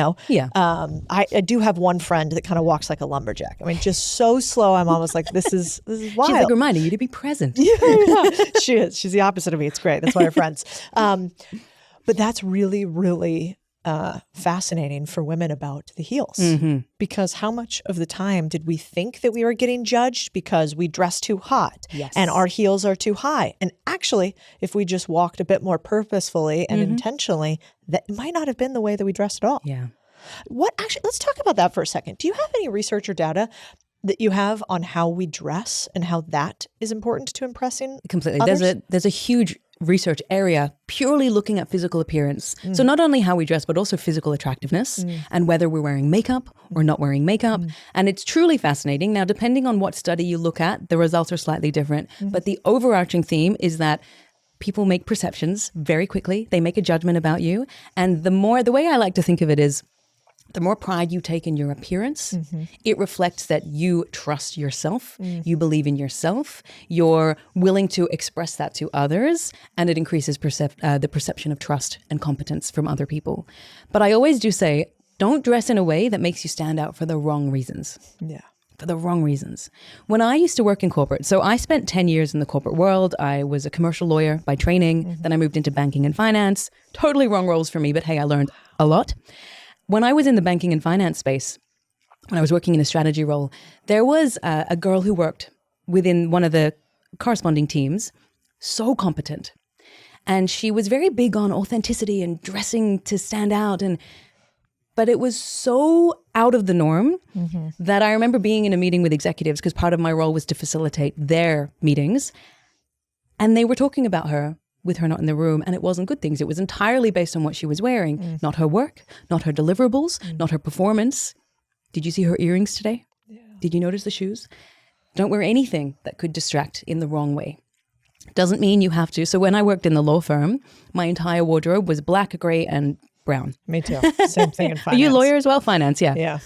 So 100%. we dress to fit in. And that's actually okay early on, because belonging is super important. So kind of bringing back the theme of self-doubt in, because I think it's really relevant here. I thought that self-doubt for most people, excluding the likes of Codie, but I thought that for most people, doubts. but for some, like for many, it's debilitating. Yeah. Like completely debilitating. Yeah. So I thought that you get to a certain level in your career, a certain level of success, and it just disappears. But what we found is if you had it early on, you will have it. It just morphs with responsibility. It evolves. So earlier on in our careers, our doubt often relates to belonging. Do I fit in? And sometimes related to your agency. So it's acceptance and agency. Agency is, can I do the thing? Like, am I competent? And so with that competence piece, we'll often try and sound more intelligent and use really big words, which studies have found that actually undermine your perceived intelligence and perceived competence when you use those. Back up that for a second, because that is so, I have found that to be so true. It's like, if you want to see if somebody's quite intelligent, see how much they can simplify very complex things. Yes. That is actually the hard part. And in fact, it almost is jarring to the ear. When it's so simple? Yeah, like I remember early, when it's not simple. Oh, when it's not simple. Completely. Yeah, I remember early on, I fell into this exact same trap. Yeah, as and, did I. I was a public school kid. I went to Arizona State. I had all these fancy people around me in finance. So I was like, I don't even understand half these words. I'm going to be using them. I'm throwing out some $5 words left and right. And I remember at the end of a particularly loquacious sentence by me, I got pulled away by my manager. She was like, what are you talking about? And I remember the look, like, really, like, what is wrong with you? What are you talking about? And I was like, oh, well, I was trying to be sophisticated, and I wanted them to know I knew all these things, and I'm also smart, And she was like, it was very apparent. And so there is this mixture of, I always say, like, if there's joy to a word, so if you're like, I love using this word today, then I'm okay. But if you're throwing them in consistently, it almost, for some reason, why do you think our brain notes it immediately? Because it is a turnoff. I feel it. It's viscerally. like a pattern interrupt. Because we're left to think, oh, that's a word I haven't heard in a while. And then we're also left to think, how do all of these big words come together? What is the meaning? And so we're out of the conversation suddenly because we're trying to make sense of what someone just said. Interesting. As opposed to something which is just natural, conversational language that we get. Also, when we use the bigger words, we're often throwing more of them in. So a sentence that could otherwise be very short becomes a little bit longer, and people are left trying to catch up. And so it completely backfires. And I think it's such a common experience whenever anyone is either early in their careers or starting something new or transitioning. They're in their first business, maybe their first team meeting, and they feel that pressure to impress because we want to be accepted by others, because when they validate us, we validate ourselves. It's a lack of acceptance. And so we compensate that way. Interestingly, though, as people advance in their careers or they become more competent, proven track record, if they had the self-doubt initially, it will often come with them. But this time it morphs into more of a bit of a fear of failure because of what the failure means about them and the reputational damage that could be caused because they have a lot further they could fall. So they become a little bit more risk averse. They also start to doubt their competence the more they learn about where they are and what they're doing. And the more they start to rub shoulders with other people who are now as good as them or more successful. And suddenly they realize, oh gosh, what got me here is not going to get me there. And then they start to doubt, which can have really detrimental effects on how they're showing up. Because again, that whole expectation bias. But the best thing about that is when you're in a new room with new people and suddenly realizing, wow, look at all of this that I still have to learn, rather than feeling like the imposter, tell yourself, amazing, look at all I get to learn. Who can I learn from? What do I need to ask? Which mentors do I need to seek out? So you see it as an opportunity to emulate rather than compare and feel less than. So let's say you are in a room and everybody in there is a player. They're more successful than you. They have bigger businesses than you, or they have more friends than you, more status, however the game is that you want to play. What do you do when you're in that room to not look like you want to impress them when all you want to do is impress them? Or said alternatively, always inverse, what should you absolutely not do? So brand new in a room, tons of successful people, please don't do these things. Don't name drop. It's a turnoff. That can organically come up later, but if you're name dropping as a way to impress, you will absolutely turn people off because they probably know all the same people and know more people. So it'll show that you're really trying to get in. That's the first one. The second one is you don't have to go in there and try and impress them with all your achievements. Oh, when I did this, oh, when I did that. So don't do that. Don't drop all the achievements in there. Don't one-up people. We see this a lot. Someone will be sharing a success and then someone else will jump in and say, oh, well, and then they're trying to, it's not going to go down well at all. The best thing you can do is be interested. Show them respect. We've heard this a million times. Ask them questions. Show genuine curiosity, not only about their businesses, but also about them. People generally like talking to them, talking about themselves. It lights up a part of our brain, which is rewarding. Not everybody, but most, especially people who tend to be very successful in business, who are at events in these rooms. They love talking about themselves. So if you could ask them questions, and not just the surface questions, get deeper. What did you learn about yourself during that experience? What was one of the most challenging things you faced? You don't want to put them on the spot though. So you don't want to say, what was the biggest challenge you've ever experienced? Because then they're going to think, gosh, the biggest, I don't know. And then you might lose them. But you can ask questions about challenges, about goals, about things that you can support them with, if possible. If you can offer to be of value to them, then it doesn't feel like you're just trying to take or impress. It's really good. One of my favorite mentors taught me the 5-to-1 rule, which is they were like, ask 5 questions to every one thing that you give or that you share. Beautiful. And when I was early, I just needed a rule. I was like, I'm going to just, so then in my head, 1, 2, 3. When am I up to 4? Yeah, exactly. But otherwise, that little voice inside you that tells you to keep going does start chattering. It does. And that chatter can derail you. I mean, it's so much more powerful sometimes to just be a little quieter and to be the person asking the questions. It's really, really good. This is let's say, I'm really careful about naming people usually. So I struggle to use this word manipulator. But there are certainly people out there that are going to try to manipulate you, that are going to try to put you in a box, that are going to try to constrain you. What do you do to someone who is trying to manipulate you? So I always like to start by separating the person from the manipulative behavior.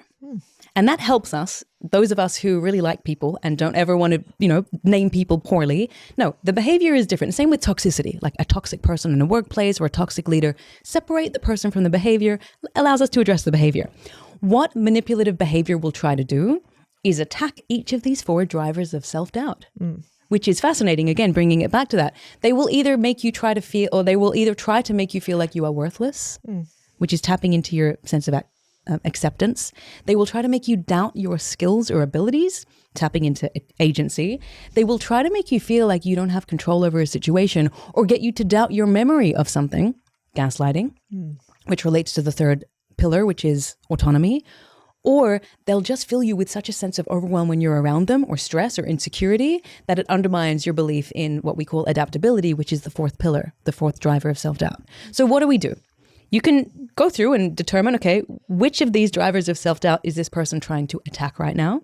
That helps you, again, separate from it.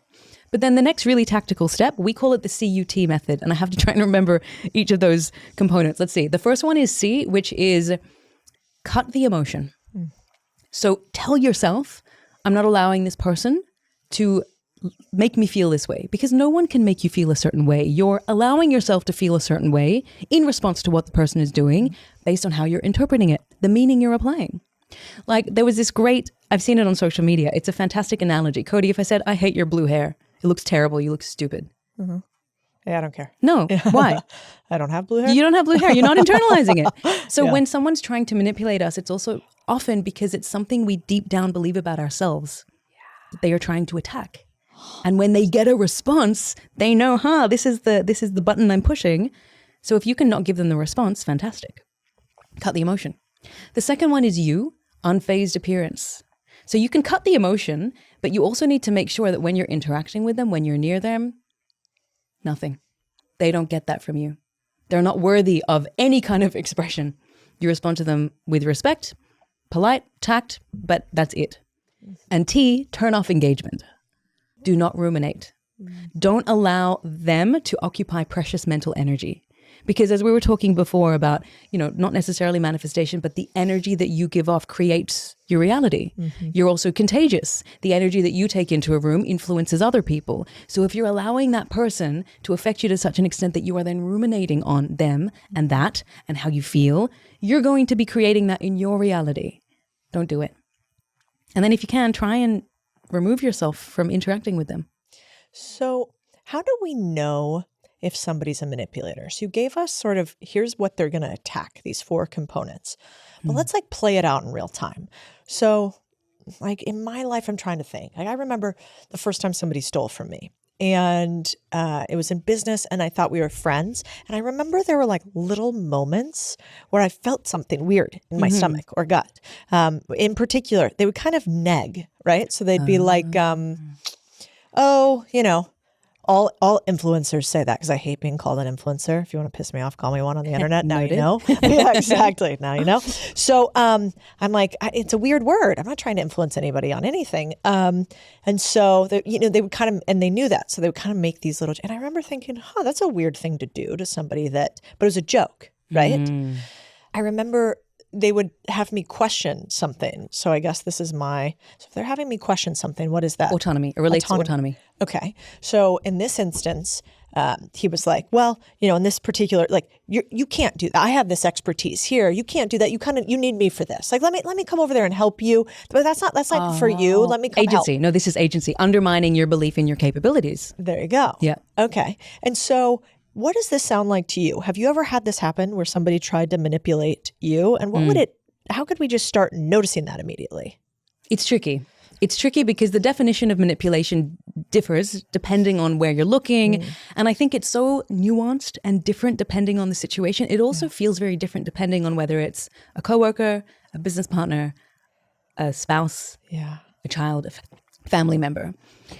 The way I see it, it's when someone gets you to doubt one of these 4 drivers that creates more self-doubt, and they do it consistently. Because we know someone might do it once and they're not aware of it, but they do it consistently. That's the first piece. The second piece is, or they get you to do something that you intuitively do not want to do, but they position it in such a way that you feel like it's what you want to do. And then it's only after you've done it, you're like, wait, that's not aligned with my values or who I am. So again, it requires you to reflect. I always say if someone is not actually actively lifting you up, they don't deserve to be in your life. Call them out. Not always as easy to do that. But when it comes to signs, are they actively trying to undermine you based on one of the 4 drivers of self-doubt? Are they trying to get you to question your version of reality?